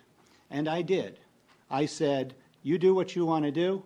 I'm looking forward to my term. I'll address this in the new term. The further I got into addressing this, the further it became clear that the prior council was making this an issue. They put Mr. Rogers in the position of mayor, knowing full well that I objected to that and that I was going to be invited to do something to fix the process in the new year. So there's been a lot of throwing around of this word that this is somehow a shameful action or it's an embarrassment and that I'm embarrassing the mayor by doing this. I think that embarrassment is the prior council who did not follow the law. When it was pointed out, they defended their position and they went ahead and they put Mr. Rogers here. They put him in this position. Now, I've brought this before the council, and I brought forward, after a lot of research and a lot of work, a plan that is modeled after other cities and what they've done. My suggestion for the new policy was approved by the city attorney, slightly modified and improved, and approved by the city attorney. It was brought before the February 19th meeting. Someone said, why didn't you bring this up earlier? Well, I didn't bring it up earlier because that was the first meeting at which it was possible to bring it up. Other people have said, why didn't you delay it so that Mayor Curtis Rogers could be here? Well, I didn't delay it because, as was pointed out, we're moving quickly through this year. It's time to address this issue if it's going to be addressed. So, Mayor Rogers, it's been implied that he announced that he was not going to be here, and there was some nefarious scheme to put this on February 19th and put it through. He may have announced that to city staff. I don't believe he announced it publicly or to this council. I certainly didn't hear it. But more importantly, and this goes to the question that we're going to address shortly about leadership, and I'm hoping Mayor Rogers will respond to some of my questions about leadership because I want to hear what these answers are. The issue was on February 19th, and it was noticed well in advance of February 19th, as is required. One person in particular never reached out and asked for that meeting to be delayed or an opportunity to talk about it, and that was Mayor Rogers. He's the one who didn't ask for any delay on this. Only one Brown Act person, which I did. So it was not brought to the council's attention in the open meeting that there had been a request made to delay it, and it was asked that I not actually move to appoint a new mayor at that last meeting because Mr. Rogers wouldn't be there. I agreed with that, and I put it on this meeting so everyone would have plenty of time to understand what went on and to speak about the issue. Now, I've told people that my vote tonight comes from this feeling that this council should be allowed, as per state law, to choose our leader. By analogy, the Speaker of the House in federal government is not selected by the outgoing Republicans for the Speaker of the House for the Democrats this year. They select their Speaker. Supreme Court justices are not picked for a year later by the outgoing president. They're picked by the new president. And state law says when new council members are seated, the first thing they ought to do is to select their mayor and their mayor pro tem. And there are a few cities that don't do it that way. The vast majority of the cities follow state law and do it correctly. Those cities that don't do it that way I've heard there's going to be press about this. I suspect that we may see the city of Los Gatos, that someone may want to address how they select their mayor, and that new council members ought to do that. But I'm concerned about the city of Monte Sereno. I'm concerned about leadership and who should lead this council, and that this council chooses who its leaders are. So I have some concerns about leadership. And quite frankly, one of those concerns comes out of what we just heard, which was, and this is just one of a whole list I have, which I want to share because I've been asked to share this. One of these concerns is about what happened regarding the committee assignments. And I can tell you what I observed about that. That was, on January 15th, the agenda was published for the following meeting, and the commission assignments were published. We were all at the mayor's and new council members' training together in Sacramento, and this was brought to Mayor Rogers' attention that there appeared to be problems with this. Mayor Rogers was very distracted, and for over a day, he denied that there was an issue. He never pulled up the list. He never checked the list. The first time he looked at the list was the second day when I gave him my physical copy of the list. And at that point, he said, "Oh, this isn't my fault. Let's get to the bottom of this." The one thing that Mayor Rogers didn't do is he didn't take any responsibility for not having reviewed the agenda and the assignments for several days, for not having been interested in the concerns that were being brought up with him until the second day into the process. And at that point, what we heard was, whose fault is this? And we heard a lot of blaming and searching to find who on staff can I point a finger to. What we didn't hear was, I run this ship, and I'm responsible ultimately for the not checking this. And even if I did nothing wrong, I take absolute responsibility and apologize. I didn't hear the slightest bit of apology then, and I don't hear any apology now. What I heard was, it's not my fault and I'm upset about this. So that's just one instance. Another instance, and this is my personal experience, was when I scheduled my first meeting with Mayor Rogers as an incoming council member for a one-on-one meeting. My first meeting, he didn't show up to the meeting. I emailed him repeatedly, as email was the only way I had to contact him. After the next day, I said, "You didn't show up for the meeting. Can we reschedule? What happened? Here's my cell phone number. Can I please have your cell phone number so I'm never sitting in a coffee shop again wondering what's going on?" Mayor Rogers has never given me his cell phone number. He did come to the meeting when we rescheduled, but he never gave me his cell phone number. We were out there at the League of Cities before I got that cell phone number for the mayor from staff. And to me, this is a matter, it's very small, but it's a matter of leadership.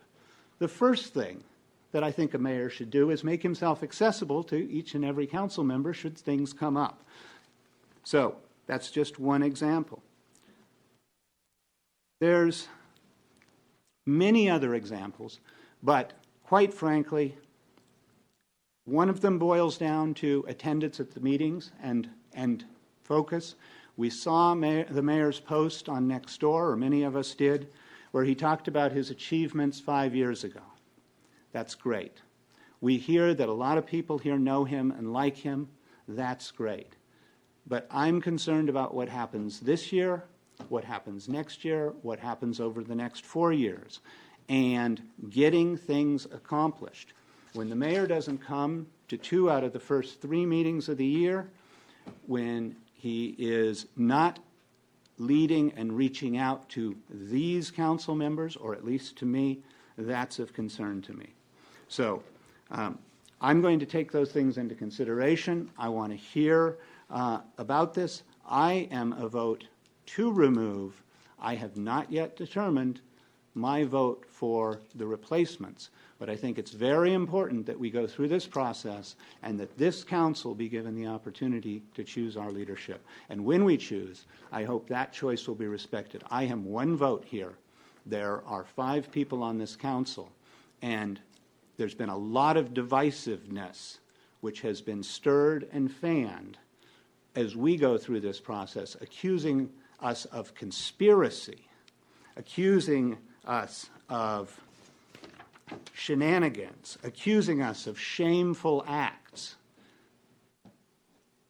We were elected, and all we've asked is the respect to do our jobs going forward and to choose our leadership and then move ahead from there, not to have the prior council telling us that we're going to follow their directives and take their choices coming into the next year. We're going to be making our own decisions, or at least I, as one of 5 people, will be.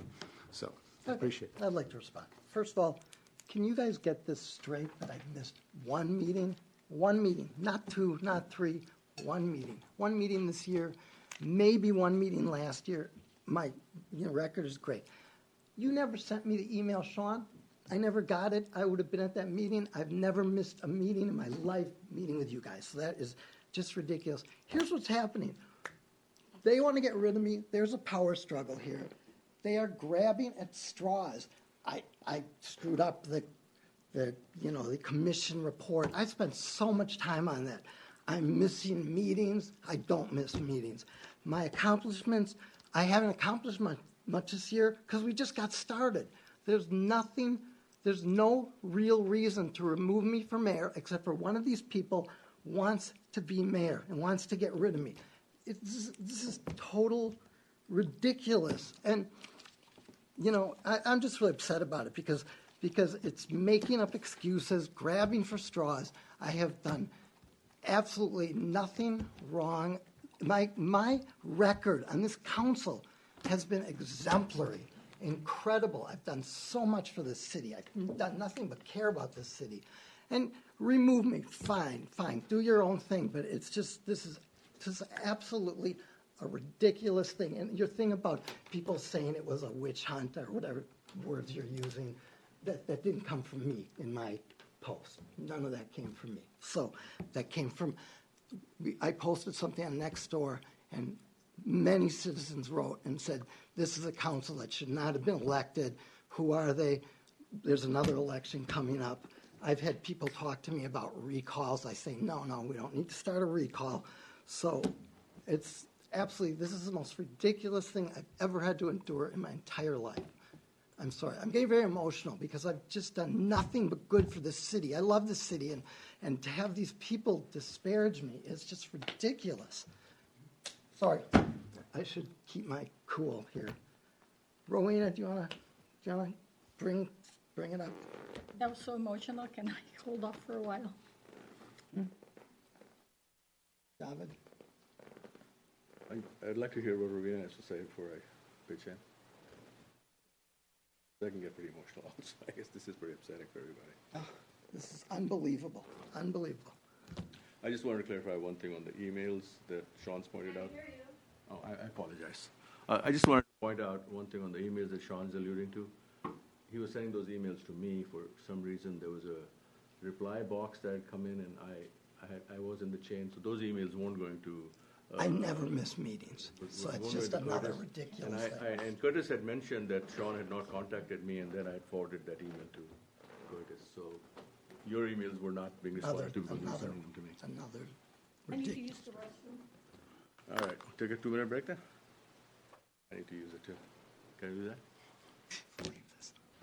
Let's take a break. Mayor? Yeah, let's take a 5-minute break, everybody.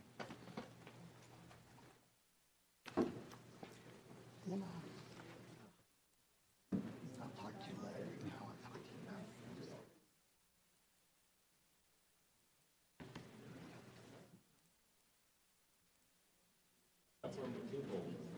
Anonymous.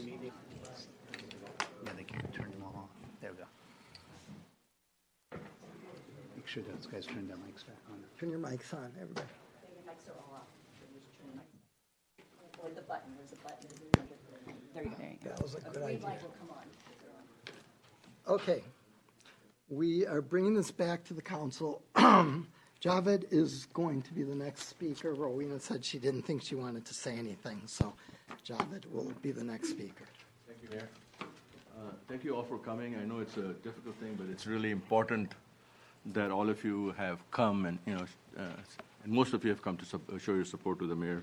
It is really critical what we're doing today, not because this is happening every day. Hopefully, it won't happen every day. It's also critical because you have, Rowena is not speaking, but she may make a historic vote. We know at least how Liz and Sean are going to vote because they've already said so. Rowena hasn't said anything.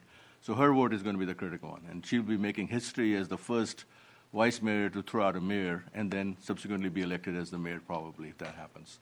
So it's going to be historical pressure that we want to put on Rowena because she's going to be judged in history as to what she does today. It's going to be her vote that counts. My vote, you already know. Last time I voted against the resolution that came up. I also voted against having this set up, and obviously I'm going to vote that the mayor not be removed. And I wanted to look at all the letters that have come out. I mean, you have all sent letters, supports, and some of them I'm going to read into the record so the rest of you are aware, because you may not know how many letters have come out in support of the mayor. Carl Guardino and Leslie Guardino, they're the respected leaders in this community. They've sent a letter saying, in keeping with, and I'm just going to quote the abstract because I don't want to read the whole thing. In keeping with that sense of community, we encourage each of you to not change the mayor 3 months into a 12-month term. Leslie writes, we are very blessed to live in Monte Sereno with our 3 beautiful kids and our little dog. We value the warmth and sense of community in our town. I urge you to channel the spirit of Monte Sereno and keep our wonderful Mayor Rogers in place to serve our community as mayors. And Carl Guardino is the head of the Silicon Valley Leadership Group and had an outstanding, is involved everywhere. And so he brings contacts from, and he lives in Monte Sereno. He's our contact to the outside world in some sense. Susan Annawalt, if you remember, she lives in Monte Sereno. And she commented in her letter, all 3 of you placed improving transparency as one of your top priorities for your council term, and yet you called the agenda item to discuss selecting a new mayor, amendment to regulations and guidelines for the conduct of public meetings. It would be difficult to give a more misleading name for this agenda item. This is anything but transparent. All 3 of you are breaking your promise of transparency to your constituents. And this letter is addressed to Liz Lawler, Sean Leothal, and Rowena Turner. Then I have a letter from Jim and Kathy Hall, which says to the Monte Sereno City Council, changing the selection process this way is very bad form. The people of Monte Sereno deserve a better thought out, a better reasoned process. If you feel so strongly about this, why not put it on the ballot and the voters decide? And the voters decide. This is a sneaky move. Our council has already had problems with transparency and lack of accountability. A letter from Jack Lucas, who's here. I understand now he came in late. Mr. Lucas, do you want to speak on your own letter yourself, or do you want me to quote? You're going to do a fine job. Okay, I'll quote from it. Mr. Lucas was former council member and maybe mayor also, and mayor many times. Many times, and is he responsible for the Monte Sereno bird? Is that him? Yes, he's responsible for the bird that you see up there also. He's also currently on the board of trustees at West Valley, and he questions why this is being done. What is the reason for doing this? And why is the vice mayor's seat included as part of the motion? Is there a hidden agenda? And that's what my concern was. It's these guys may not be doing it for personal reasons, and I don't have any reason to believe they are. But that's the appearance that comes out, that there's some personal motivation. And unfortunately, some of the things that were said came out really personal. You didn't appoint me on a commission, or you appointed one person on the commission, or you didn't reply to my emails, you didn't show up there. That comes out as being very, very personal. And I think we are here to serve the city, not out of your own, and to serve ourselves personally or how we are recognized. Then there was, former Mayor Lucas points out that is there a Brown Act violation? I mean, these people are acting together. Were they doing some removals? I have no reason to believe there was. I'm just reading his letter.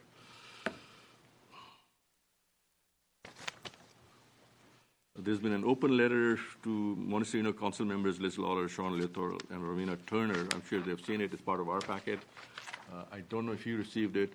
That letter has been signed by Umar Bilawala, Jennifer Cratch, Brian McChuck, I'm sorry if I mess up your names, Christy Driscoll, Serena Madala, Joanne Oliver Trembuth, Walter Huff, Jim Barth, M. Elkins, Denise Bridgman, David Baxter, Linda Baxter, Jacqueline Sturm, June Payne, Carl and Leslie Guardino, Linda Graham, Burton Craig, Mark Dadgar, Randy Kono, and Susan Craig. So you have mayors and former mayors signing off on this letter. And the letter basically says, and I'm just reading a little abstract, all three of you placed improving transparency as one of your top priorities for your council terms, and yet you called the agenda item to discuss the selecting a new mayor amendment to regulations and guidelines for the conduct of public meetings. It would be difficult to give a more misleading name. There's a lot more in that letter, and you're welcome to read the package back there. And it also points out that while there have been numerous issues in the past over which council members have been passionate about, we can't recall seeing actions that were disrespectful to a fellow council member, let alone mayor. If your goal is to be a memorable city council by your actions and accomplishments, you're achieving that, unfortunately, not in a positive way. Yeah, I just want to make sure that the concerns of these people who have taken the trouble to write are addressed and put on the record. Marshall Anstanding, the former mayor of Monte Sereno, and who did an outstanding job and who's in a good position. And see, that's the outstanding thing. All the people who know the mayor respect him. They respect everything he's done. And they're coming out to commend him for all the services he's done to the Monte Sereno over the last 6 years. Unfortunately, people who don't know him or who've known a little of him are looking at a tip of the iceberg that they don't like. But I think they have to look at the overall picture, and they should look at what other people have to say about this person. So Marshall basically is saying, and Marshall is addressing the question that keeps coming up, that what the council did last time was illegal. Our city attorney, who we have, who's very well respected, has said there was nothing illegal about it. You can do it the way it was done, or you can do it the way it's being suggested for future elections. But there was nothing illegal. So if there was nothing illegal, you've elected a mayor, there's no reason to even have this motion on the calendar.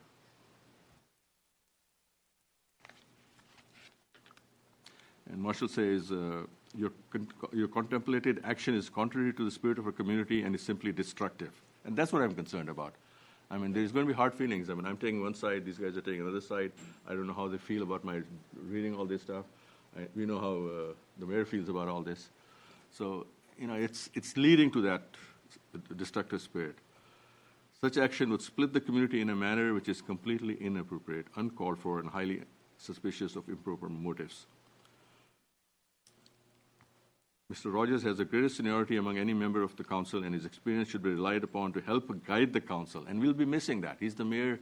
He's got contacts outside. We don't just serve on the city council. We get appointed to various committees, with the VTA committee or the Clean Energy Committee. And we make contacts, and we have an influence that protects Monte Sereno. Mayor Rogers has done that. He's already got those contacts as mayor. And you'd lose that. And he can guide us also as to what's going on.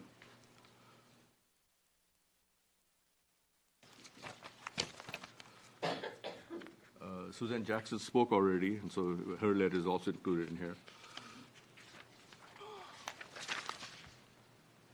Joanne Sinclair, I don't believe she spoke. And she's lived here since 1997 and is a proud member. And she's asking that the vote be done for Curtis Rogers and Rowena Turner. And I've read you Leslie Guardino's letter. There's another letter from a former mayor, A. Curtis Wright, saying, Curtis got the most votes in both elections. He ran for 2 elections and he got the most votes. So the people of Monte Sereno like Curtis. And Curtis Rogers has 3 times more experience than all the other council people have put together. Very true. City depends on the relationships that council members have with the others in the county. As Mayor Aaron Garner, then myself, started the Highway 9 project by our contacts. As Mayor, myself, then Curtis Rogers helped make the TEA happened because of our relationships with other cities.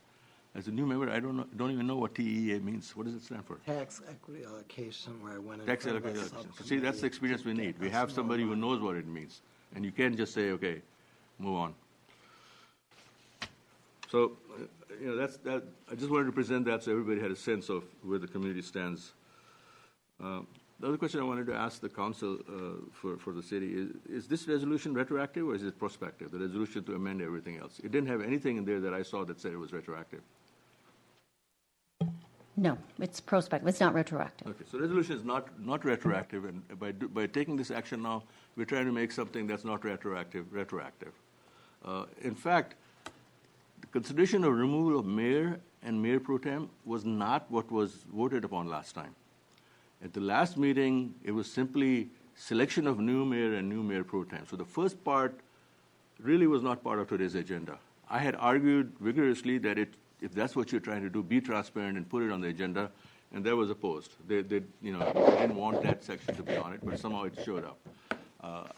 I suspect technically, if you want to do this correct, that shouldn't even be part of the agenda, the consideration of removal of mayor. Now, I think you put it on there because you couldn't see the second step happening without the first step happening.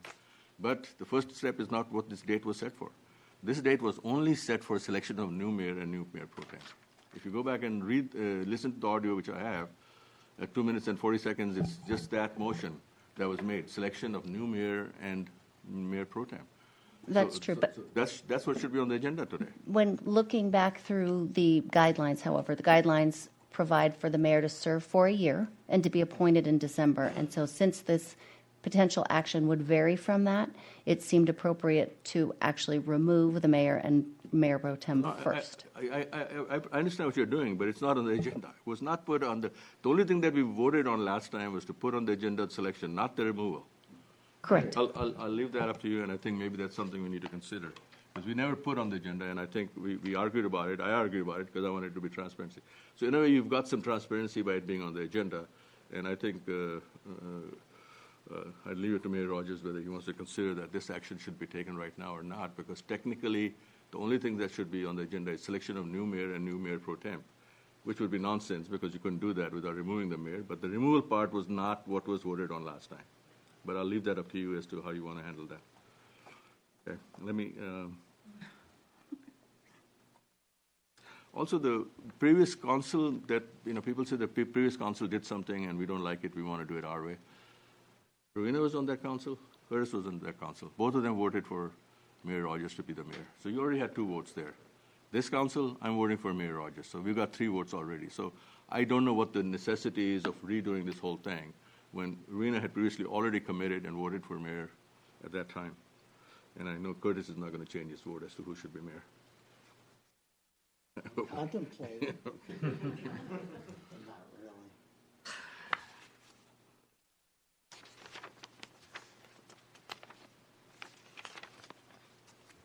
So I really think this is a divisive thing. We should not be voting to remove the mayor at this point. But if you're going to vote, it should be we're not removing the mayor. And thank you. Now, I feel like I'm between the devil and the deep blue sea. Okay? If I may, I'm a school teacher, right? I teach at juvenile hall. And what I want to do is to get up on the podium and address you. May I do that? Absolutely. Thank you.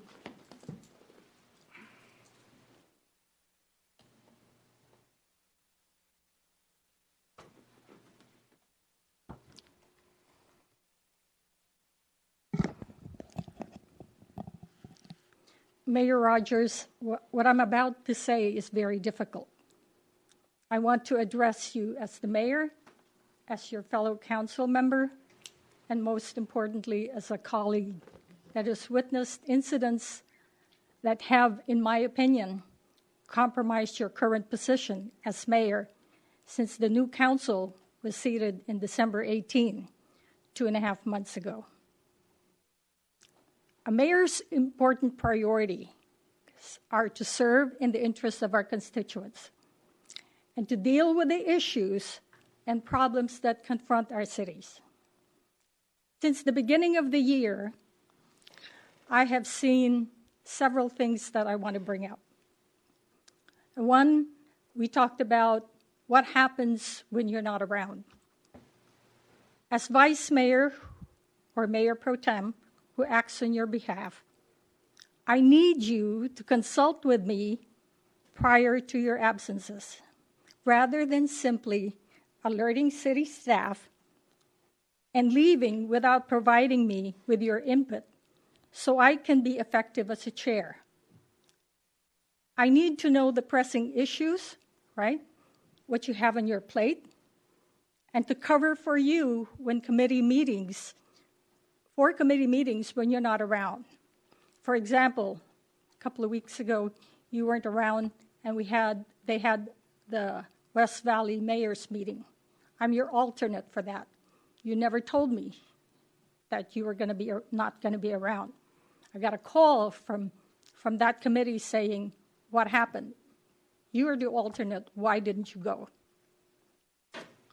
When all council members attended the League of Cities training in Sacramento, you chose not to attend the sessions other than a few drop-ins. I understand this was due to a very personal situation that you have, but your absence impacted all of us. Right? You missed the opportunity to get to know us. I was looking forward for the opportunity where we can collaborate. The last session was a brand new training session called "So You Want to Be a Mayor, Now What?" You chose not to attend. I am concerned at two levels. One is your personal situation.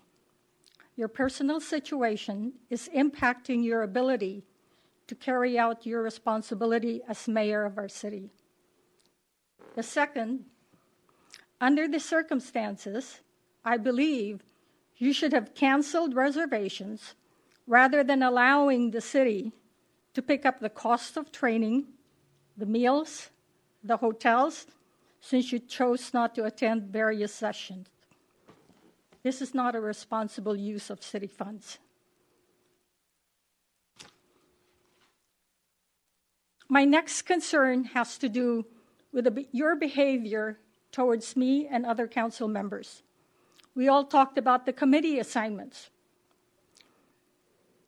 Council members are normally consulted prior to publishing the assignments to be sure that there is buy-in and that there are no time conflicts.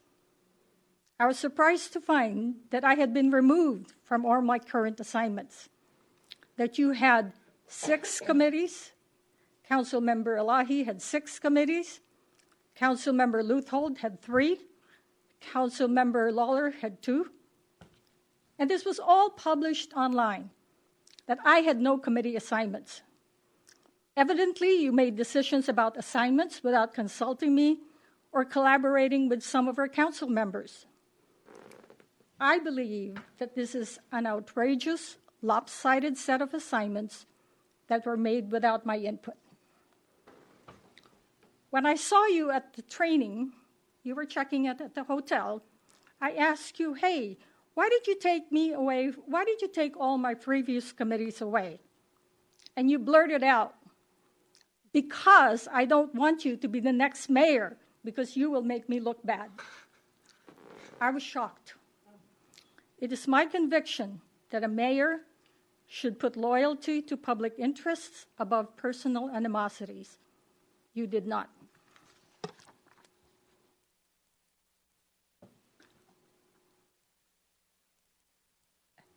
I reported these incidents to our city manager on January 16 and to our legal counsel on January 22nd. All this backbiting and belittling has splintered the group. This is creating a hostile environment for me. Please recognize that we need a leader who is focused, who cares about the needs and concerns of the citizens, council members, and staff. For this reason, I question your ability to provide the leadership that the council and the city of Monte Sereno deserves. Thank you for listening. Just a slight rebuttal. I missed one meeting in Sacramento. I was at. Speak into the microphone. I'm sorry. I missed one meeting in Sacramento. I didn't necessarily sit by you, but I was at every meeting that took place in Sacramento. So to say that another story about how I wasn't there is just another witch hunt. I'm sorry, I'm using Trump terms. I can't help it. You just hear it so much that it becomes part of your vocabulary. You know, once again, dealing with the assignments, you have never probably had a council member who has spent so much time working on those councils to make sure that I could please every council member. And then the city, I should take excuse because I'm the leader and someone dies in Benghazi and you have, you know, Clinton is responsible. But let me tell you, I couldn't take responsibility for that because I didn't know about it. And once I found out about it, it was changed. It had nothing to do with me. I spent so much time giving you, Liz, and you, Rowena, and you, your council, your seats and your seats. And you know you all have the seats that you wanted to the best of my ability, having written down a complete report about how you should elect, how you should pick your council, your choices, and I spent hours working on this. It wasn't just an ad hoc. The fact that the city made some mistakes, yes, I should have overviewed it as soon as I saw it. I went to Rowena. I said there was problems with it. Also, in the Sacramento meeting, I tried 3 times, not once, not twice, but 3 times to meet with you. You would not meet with me. Is that transparency, trying to meet with a fellow council member? It's an absolutely honest-to-God truth that I'm not making this up. I tried to meet with you on a council commission. You wouldn't meet with them, so I took your old commissions and I gave you the ones that you had in the past. I personally believe that our commissions should carry through to the next commission because that's the only way that we can get stuff done, by really understanding the commissions we're on. You know, people have talked about, I have too many commissions. As mayor, there's a couple you have to be on. I have to be on the mayor's and lunch, and a couple of the city associations. I did not purposely give myself more commissions. I was just recently elected to the Clean Board Commission and the Solid Waste Commission, you know, because I had those for the past 4 years before and the last 2 years, and I had the experience that they wanted me on it. If I'm not in the council, it's going to start all over again, where we have a lot of say in these very important commissions with our contracts coming up, a new commission. You know, I feel like I'm in that movie with Mel Brooks, Defending Your Life, but I've done nothing. There's no reason, none. People are grabbing at straws. There's no reason other than a power grab to try to remove me as mayor, because if you really look at my record, it's been absolutely exemplary. I've done so much for this city. I've never done anything unethical. When I got campaign contributions, I passed them back. When we were voted for a salary, we had a year of salary. I thought that because I voted against the salary, I sent the money back to the city because I didn't think it was right to vote to take a salary when we voted against it. You'd have to go back a long time to find something that I've done wrong. And so I know I'm here defending my life. I've obviously got 3 votes against me. I'm not going to be mayor, and I'm really sorry because I really love this community, and I've done the best I can. And if the best I can isn't good enough, then I'm sorry for that. Mayor Rogers, may I say something, please? I think the best way to solve a problem is by first admitting that we have a problem. And I don't hear that tonight. And I'm really, really sorry that you don't recognize that we have a problem. Thank you. interesting how I've run a business and there hasn't been any problems, and my employees have loved working for me, and it's done quite well. I feel the same about the council, where I'm very concerned about the council members, how they think, how they view, and how they vote. I've never tried to take control of any meetings. I've usually, until tonight, have always let you council members speak first, have your say before I even contemplate or make an issue. Devin?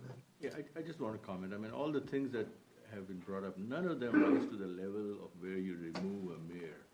I mean, you remove a mayor if they did something wrong. You know, if there was some criminal charges pending, or they got drunk and driving, or they did something really, it has to be egregious for us to consider removing a mayor. All I'm hearing here is, okay, you didn't do the commissions right. They accuse him of giving me 6 committees. I'm, I think, on 2 or 3 committees.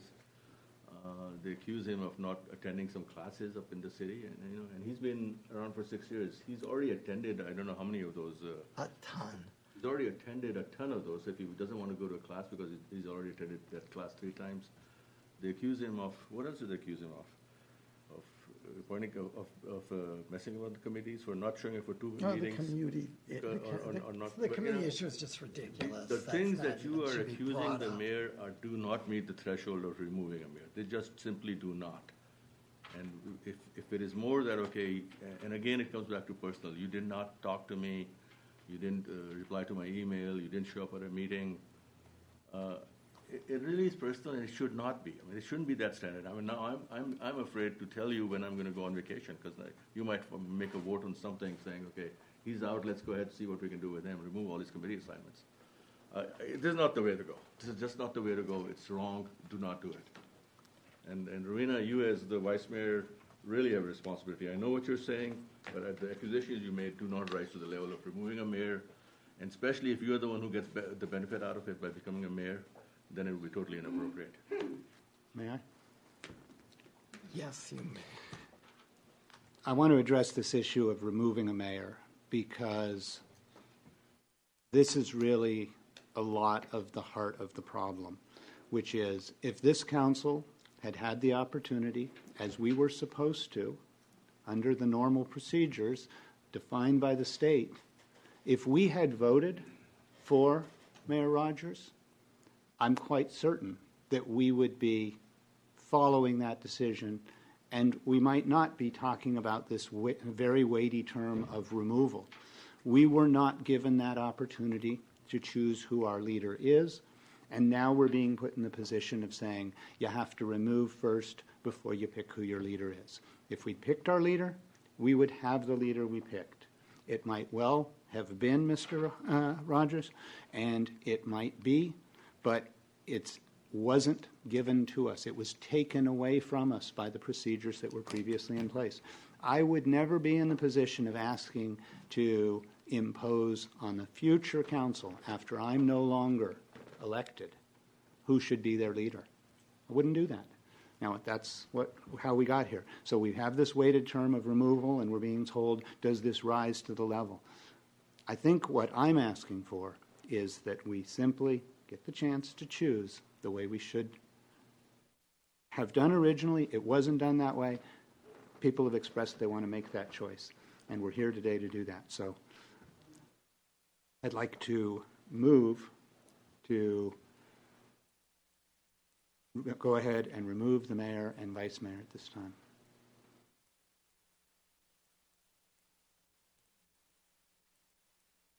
I think it's a vote first.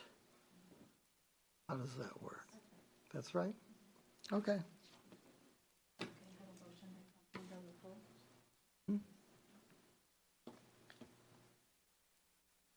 I have a second by Councilmember Lawler.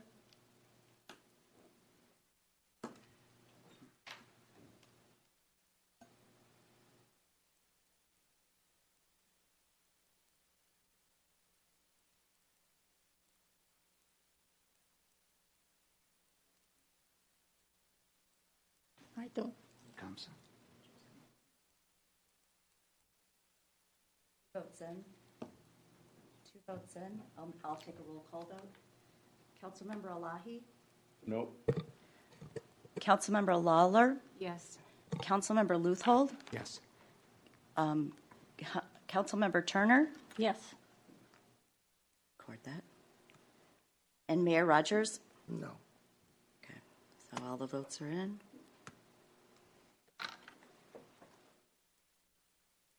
The motion passes 3-2.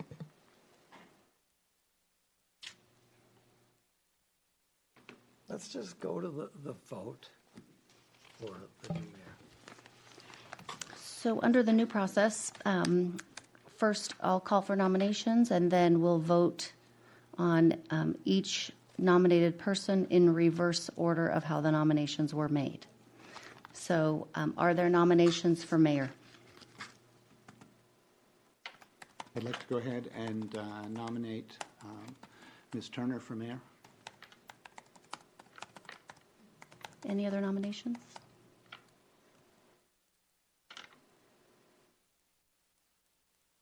Okay. So all in favor of, Well, let's give it a minute, yes. okay. Yeah, I'd like to move to appoint the current mayor for mayor, Mr. Rogers.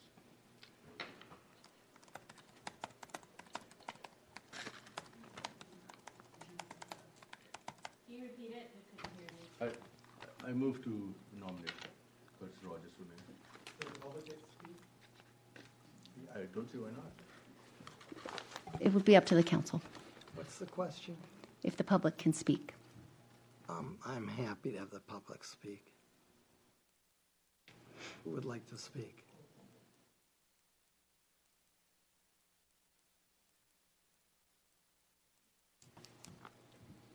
Hi, I'm Jennifer Kroc. Again, I live on Lexington Drive, and I would urge you to vote for the current former mayor, Curtis Rogers. Thank you.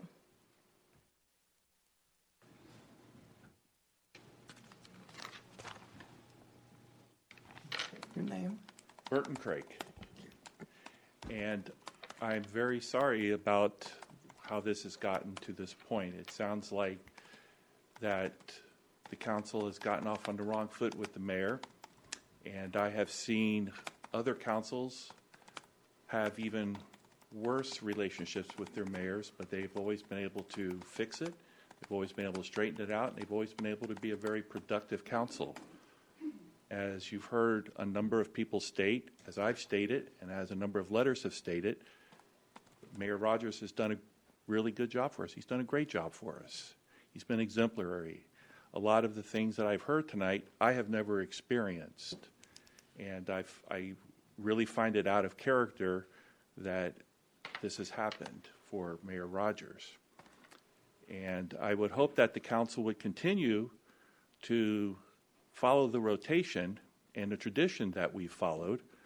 And sometimes you may not get your favorite mayor in, and sometimes you're going to get a great mayor in. In this case, I think you're going to have a great mayor again. He did a great job the first time, and if everybody works together with him, he'll be a great mayor for you also. I think you'll see that as time goes on. Thank you very much. Thank you, Burton. Anybody else?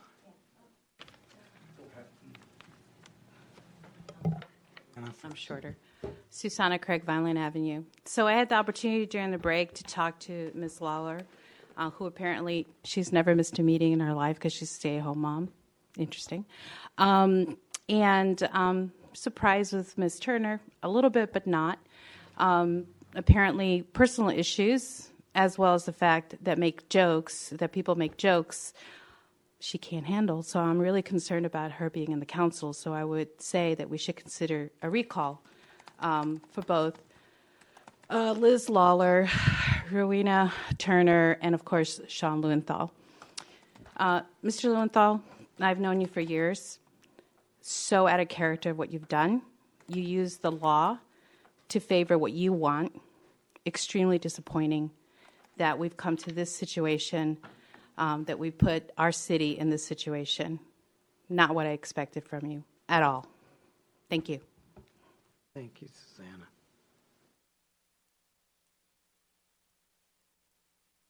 Jim Trimbath again. As I said before, and as I say this time, do the right thing. Elect, or re-elect, I guess at this point, Mayor Rogers. and get out of the hole that you're digging yourself into. I ask you to be objective. Councilman Aluhu correctly pointed out that these issues have been raised do not rise to the level of removing a mayor. It creates a very strong suspicion of other motivations. So you have an opportunity here to reelect Curtis, and you should do the right thing. And this whole thing will blow over. Please. Thank you. Thank you. Ryan Mekachuk, 17509 Via Sereno. This is obviously a turning point, and I ask each member of council to provide their support for Curtis Rogers. I think that, as the gentleman before me said, this will all blow over. There are a lot of things that need to be done. I think that going through this will help the council work together in a much better form. Rowena, you were honest, obviously, stating your words, and I really do think that council should vote for Curtis Rogers. Thank you. I'm Srini Madala, 18310 Chardbone Lane. I just want to let you know I had a chance to meet I think at least 4 of you in person in the last 2 months, and every one of you have been very nice to me. And I can see that you really are here to serve the public, and I see the passion in all of you. I've been here for many years, and one thing that made me feel bad was I don't get involved with the city much, but I walked the streets, collected signatures to recall a mayor. That was many years ago. I really don't want to be in that position myself or any other people. Not that I have any reason to be disliking any of you. I really like all of you. You've been very nice to me when I came and talked to you. So I really hope that you kind of work it out. Some of these problems are, I empathize with you, Ravenna, because I can see my wife is a cardiologist, is a woman, and when she started practice, the things oftentimes, the way that you perceive and how some people treat you, often they don't necessarily match. But these are some things that we can figure out and deal with it. As Javed mentioned, these things don't, reach the level of taking some drastic steps which could come to haunt you later on. So I urge you to figure out something that could keep the tradition, but also I think Mayor Rogers also kind of got some feedback. He may not acknowledge right here, but I think it'll be fine. So find a solution that will be peaceful and keep the city together. Thank you. So much. Omar? Anonymous. Thank you. Anonymous. So I want to address the criticisms of Councilmember Rogers because I believe Councilmember Rogers will make the best mayor. What I heard from Councilmember Lawler was a complaint about the committee and commission assignments, which she accused then Mayor Rogers of skewing wildly, yet she knew that that was not what Mayor Rogers had selected. I find that very disingenuous to make such an argument.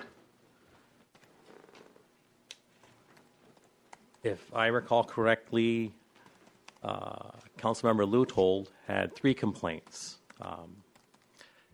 That a meeting was missed, that it seems that Mayor Rogers didn't even know about. I have a calendar, and it's often wrong. And so I miss meetings. That happens. It's an accident. I believe you also complained that it took him a day to look at the mistaken assignments, and you want him to take responsibility for those mistakes. And I understand that Councilmember Turner was very upset about this. Well, I work in a company. People make mistakes. We're a team. We work through it. But to try to pin the blame and point that as a reason why, that's not good leadership because the city staff made a mistake. I find very strange. Councilmember Turner, you accused Mayor Rogers of not showing up to a So You Want to Be Mayor meeting in Sacramento. You know he's been mayor. You know he's been to these meetings before. Is that really one of the reasons you want to name as one of the reasons why he shouldn't be mayor? I find that hard to believe. 2 council members indicated that part of the reason that Mayor Rogers is derelict in his duties is he missed so many meetings. He missed 2 meetings. I heard that from council members Lawler and council member Leuthold. When I pointed out that Councilmember Rogers had missed only 1 meeting, which was the last meeting, and that he was indeed at the December 18th meeting, Councilmember Leuthold said, no, he missed 2 meetings because there was a canceled meeting. I hardly have words to express how stunned I am that a council member could say, Mayor Rogers missed 2 meetings, and one of them was a canceled council meeting. Are we going to complain to all the council members missing this canceled council meeting? I have not heard any reasonable criticism, except for Councilmember Turner, who says that Councilmember or Mayor Rogers had said she shouldn't be mayor. That's the only criticism that I've heard that makes any sense. Thank you. Anonymous.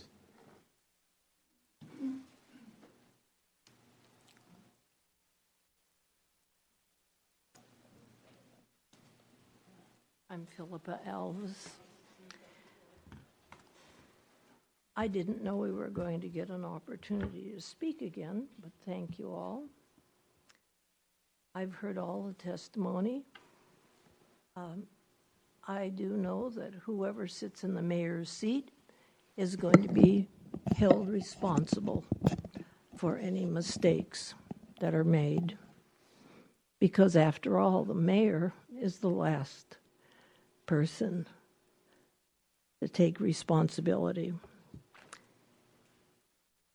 If you're rejecting, or anybody who's rejecting the testimony of the council members who have already spoken, if they reject their testimony, that's the same as calling them liars. And I do not believe that our newly elected council members are liars. We need to listen to what they have to say, because they were elected by the majority of voters in Monte Sereno to bring in new philosophy, a new way of doing things, and the opportunity to have to elect their own leadership. I would encourage you to show that you are supporting our new council members by voting to bring Monte Sereno into conformation with the law. That's what Councilman Leuthold has brought to your attention, that this needs to be changed. The method of selecting the mayor may have been in opposition to the law for a long time. It's time now to bring Monte Sereno into conformity with the law.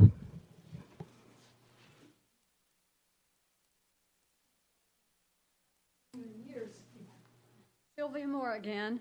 The handwriting's on the wall, but what we'll be telling is who you vote in as vice mayor. Please go ahead and get this done so we can all go home.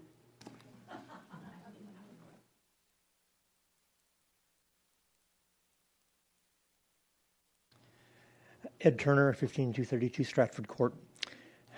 I deeply regret this action. I spoke at the last meeting and recommended that the council not take this action. And I really wish you weren't doing it. Not because I support you as mayor, Mr. Rogers, but because I feel very badly for what this has done to the city, for this discord that this is causing. I think it's harmful, and I wish we weren't doing it. The only reason I'm speaking tonight is because I know personally some of the things that happened. I was present for some of the things that happened, and other things I heard about very quickly after the fact.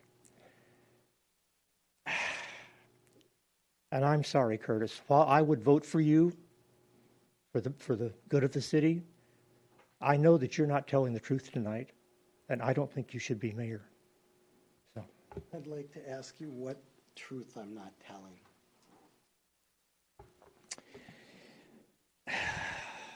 Attendance at the meetings, the list of commission assignments, how that was handled, and you didn't respond to Rowena's statement that you told her you didn't want her to be mayor next year because she'd make you look bad. I saw that. I was there. I saw that. Okay, you saw Okay. that when we were having a private conversation. You've got good hearing aids. You bet I do. Yeah. Okay. And There's more. I mean, there are things that she had that haven't been brought out. I'm sorry. I'll stop now. I just wish the city weren't doing this. That's good, Ed. I just wish that people would be truthful about what they're saying about me because I've also tried 3 times after that to meet with your wife to talk about this, to get this straight, and she would not meet with me. That's not true. I think you tried to meet with her when she teaches at a prison. No, in Sacramento.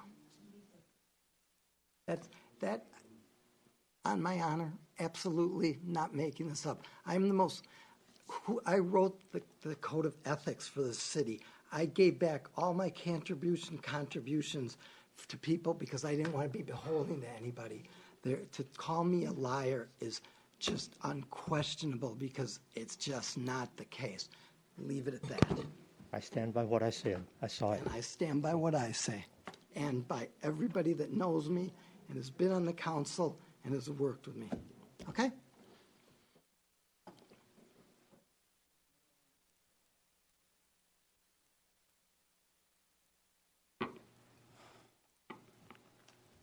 I'm Jack Lucas. I live at 17171 Xena Avenue in Monte Sereno. Bought my home in 1965. We annexed into the city under the leadership of Helen Nesbitt and some other radical neighbors up there and became Monte Sereno citizens in 1972.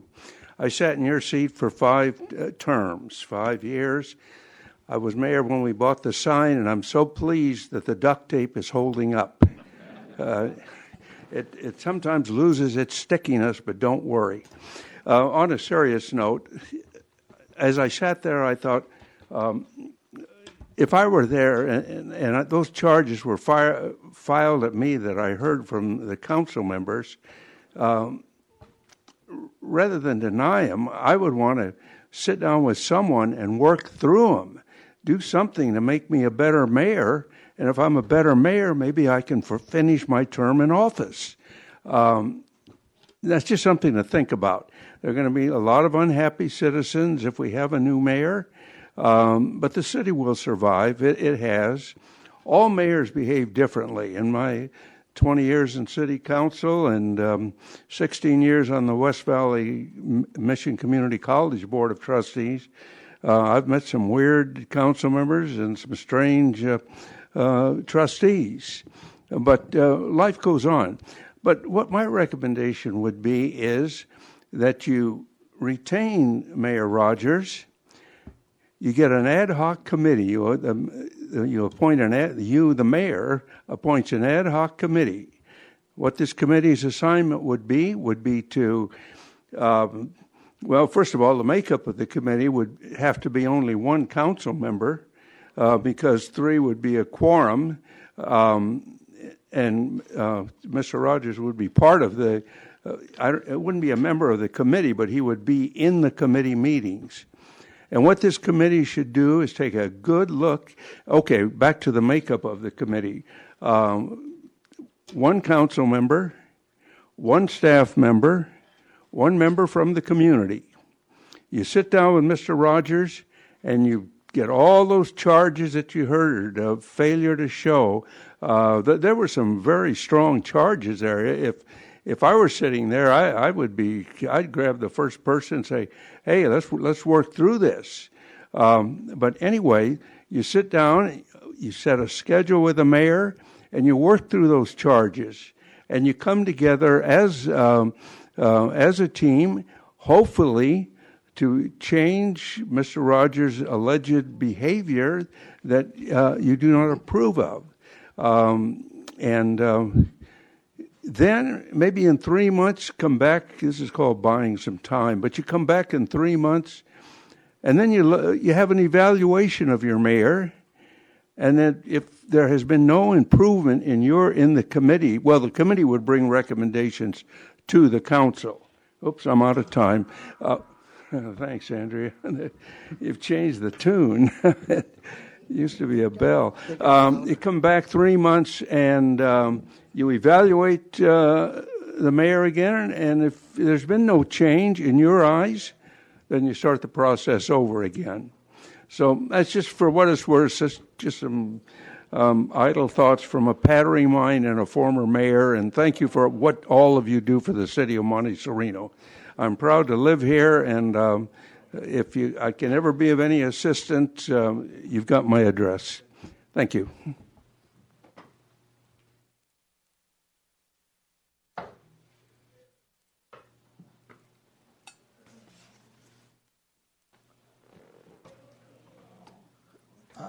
Jeff?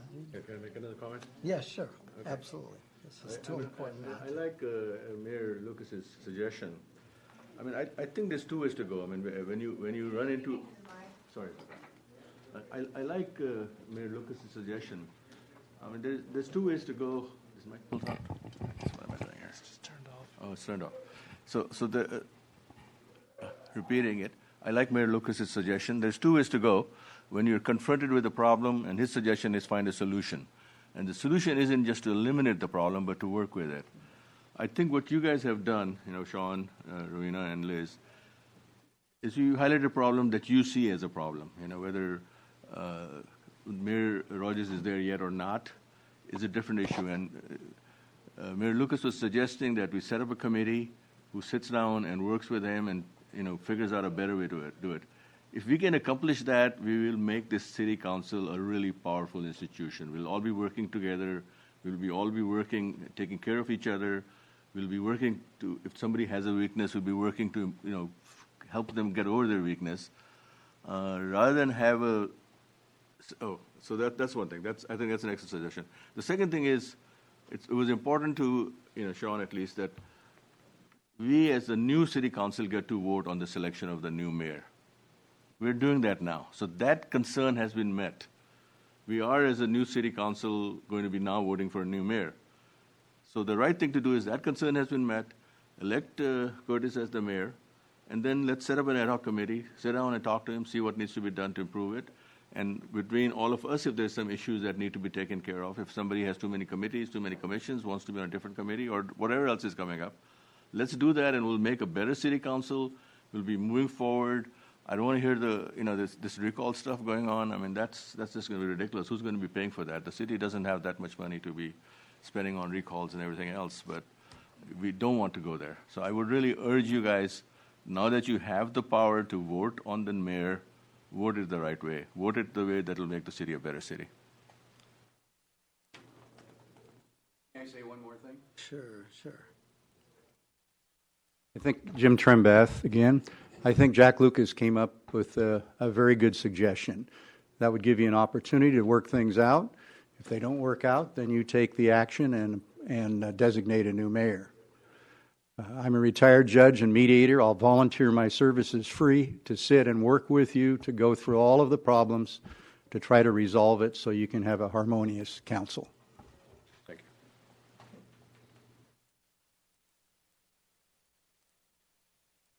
Without anybody else, I say we bring this to a vote.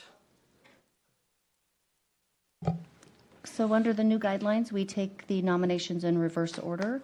Councilmember Turner was nominated first. Councilmember Rogers was nominated second. So the first would be all those in favor of Councilmember Rogers as mayor.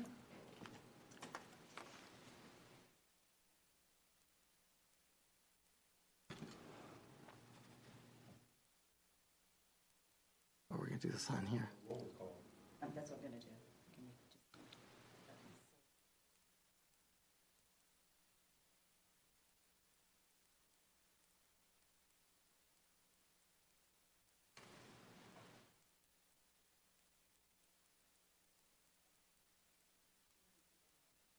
Sure. All those in favor of Councilmember Rogers as mayor. Councilmember Elahi, Yes. Councilmember Lawler, No. Councilmember Luthold, No. Councilmember Turner, No.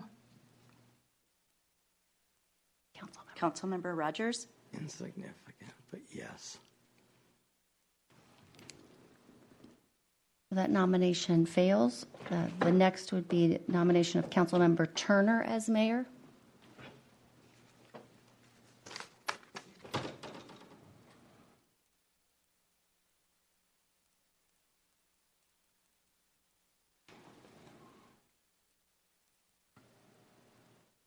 Okay.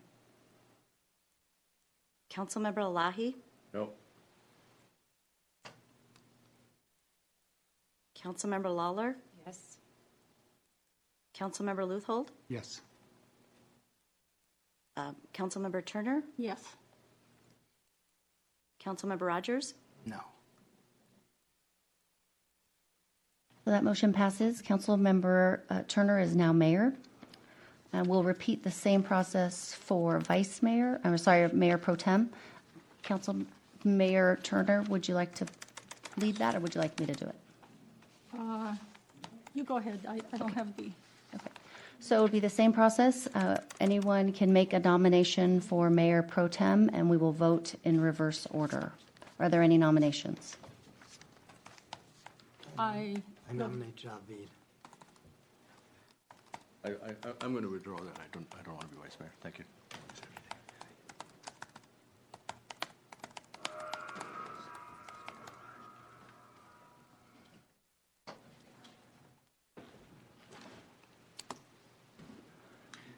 I'd like to nominate Liz Lawler.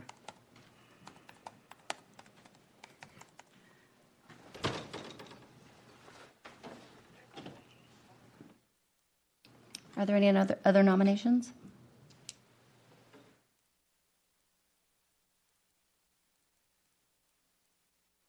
Seeing none, the motion would be all those in favor of Councilmember Lawler to be named as Mayor Pro Tem.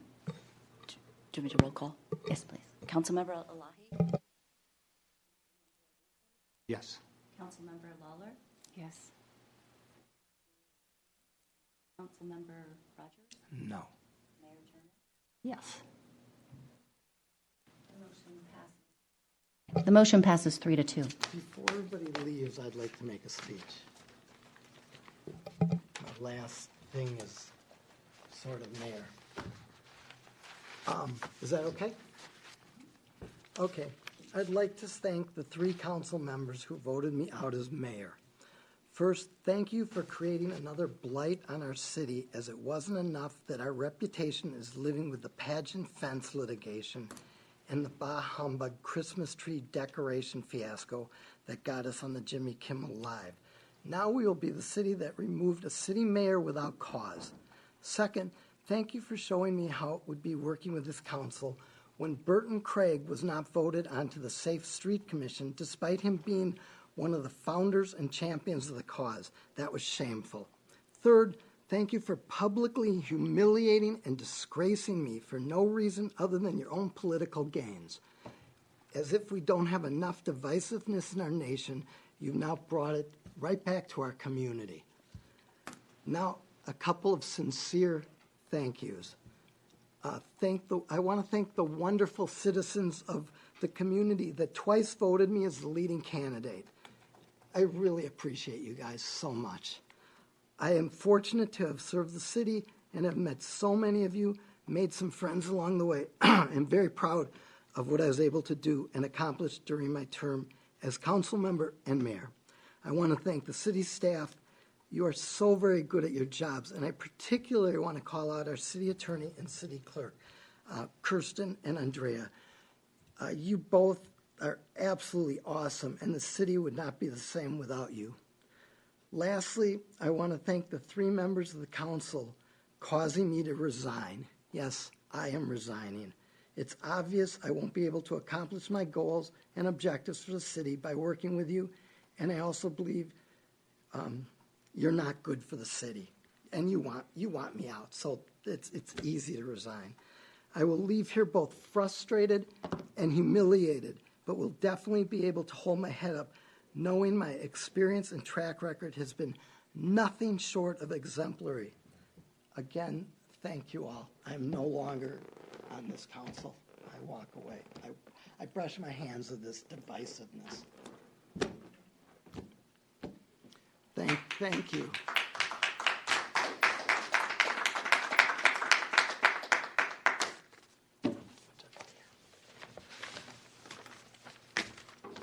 Okay, I guess you're running the meeting. I'm not. I'm just. So the next item on the agenda is the committee and commission reports. Does anybody wish to speak? The next one is council member comments. Anybody wish to speak? City manager's report. I don't really have anything to report tonight. I corresponded with the city council via email of just some general correspondence and information. So I don't have anything else to add beyond that. And the last item is future agenda items. Yes, I have a couple of things. First, I'd like to explore joining the cities of Cupertino, Campbell, and Los Gatos and hiring a lobbyist to fight CASA policies that are burdensome and unfair to our cities. There was an article in yesterday's paper to that effect, in the Mercury News front page. And another item I'd like to see is how we're going to a discussion about how we're forming the ad hoc fire committee. I did speak to Rishi Kumar in Saratoga, and they created theirs by having each council member appoint someone from the community, and so their ad hoc committee is made from members of the community. But it's not an ad hoc committee, so it would be. He said it was an ad hoc committee. So if the council appoints, so an ad hoc committee means, ad hoc committee is based on whether the Brown Act follows or not. Right. If it has a member that's appointed by the council, then it can't be an ad hoc committee. So we can look into it with Saratoga. Let's look. Yeah, because that sounded like You could also create a standing committee, appoint members from the public, and do it for a short period of time. maybe that's what he was referring to then. Okay. Well, regarding that, we had already received direction at the last meeting on how you wanted to proceed. Okay. I would say I would need a majority of the council to direct staff to come back to talk about it again. Okay. Is there a majority of the council that would like us? Because we were proceeding with the ad hoc committee as we were requested to do. Is there a majority of the council would like us to bring it back for further discussion before because we still have to set it up. You have to pass resolutions, and we were going to bring that to you, not the next meeting, but the first meeting in April.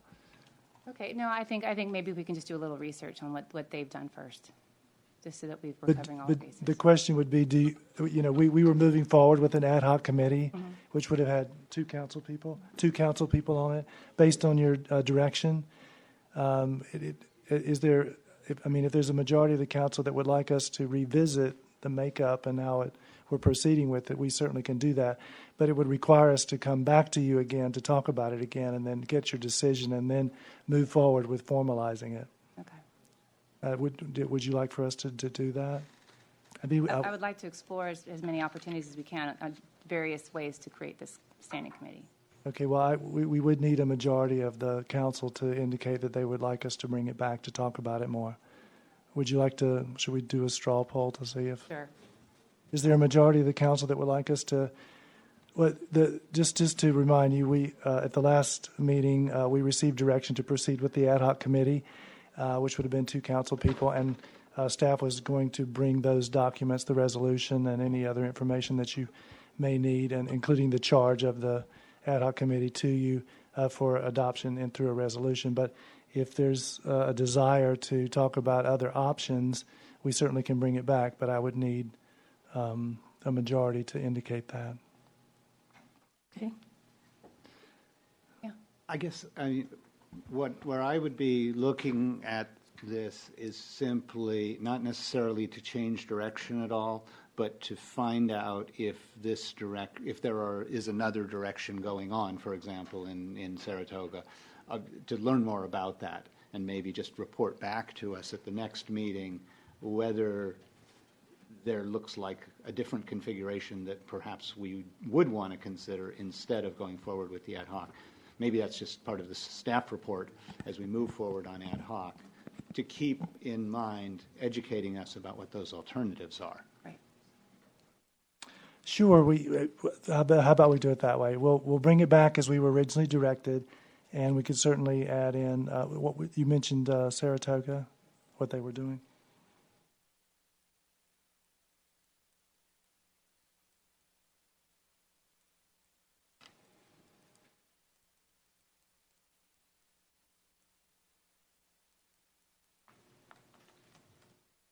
Okay. So I have two comments, unless Councilmember Elahi and Councilmember Luthold. Nothing at the moment. Okay. So one of them is essentially about creating a resolution to have site and architecture be part of the process for homes that are located on Highway 9. So it wouldn't be a resolution, it would be an amendment to our subdivision ordinance and our zoning ordinance. Yes. So we can bring that back. We are actually... We can actually look at that. Yeah, we are actually bringing forward to the Site and Architecture Commission in April some recommended changes, and perhaps we can include that in that process. We can work with the planner on that. And then I guess the second one is a process or an infrastructure or a way in which when citizens come and they have complaints, we heard Mr. Madala tonight. I think Council Philippa and Councilmember Lawler had problems with their streets, even though we just fixed Blanchard. And then Mr. Levine was here. What I'd like to see is, what is the process when citizens come in to say, to make a commitment to say, yes, we're going to look at this, rather than having Mr. Madala come in here 10 years later saying, hey, I've been here 10 years ago, what happened? Well, just to speak to Mr. Madala in particular, all the council may not have seen all the correspondence or the discussions I've had with him, and I think he's left, but I'm sure he would tell you. A lot of his frustration came from prior to two years ago or 3 years ago, which of course was prior to my time arriving here, and his frustration over feeling that he was not getting a proper response. But I can, as I have talked to some council persons, and I will tell all of you as well as anyone in the community, we have been extremely responsive to him since he has come to us at this time. And as I think I mentioned, we're even going through the effort of getting a consultant on board so we can get a really clear look of what's going on up there. Typically, these types of issues, it's part of city's work, the staff, public works function or building or planning or whatever it is. So, normally, I as a city manager would apprise you of an issue if it seemed, to rise to that level. So I do believe that, city staff is addressing the various issues and concerns. For example, there were some issues with on Blanchard. I think it was mostly one issue with the work that was done. The project has a warranty to it for an entire year, and so the construction company Bortolato is responsible for coming back and remedying the situation. They can't do that while it's raining, so we have to wait until the spring or into the summer. And so they will be coming back to address those, those problems. Okay, so are there any other, Yeah, I guess just a comment on what I think I'm hearing with that issue, which is when the public brings something to us in public comment at the beginning of the meeting, that's something that's new to us, that's not on the agenda. I think the council has put in place now the future agenda items at the end of the meeting, and that gives us the opportunity to discuss whether that is something being taken care of or becomes a future agenda item. So I was just going to suggest that I think we've now got a procedure in place that's going to help us be extra responsive if it is something appropriate for council and if staff doesn't assure us that they've got it under control. Absolutely. okay. So if no other questions, let's move to adjourn the meeting. We will see all of you, hopefully, April 2nd at 7 o'clock. Not me. No, the next meeting is March Not April 2nd. 19th. March 19th, yes. 19th. March 19th.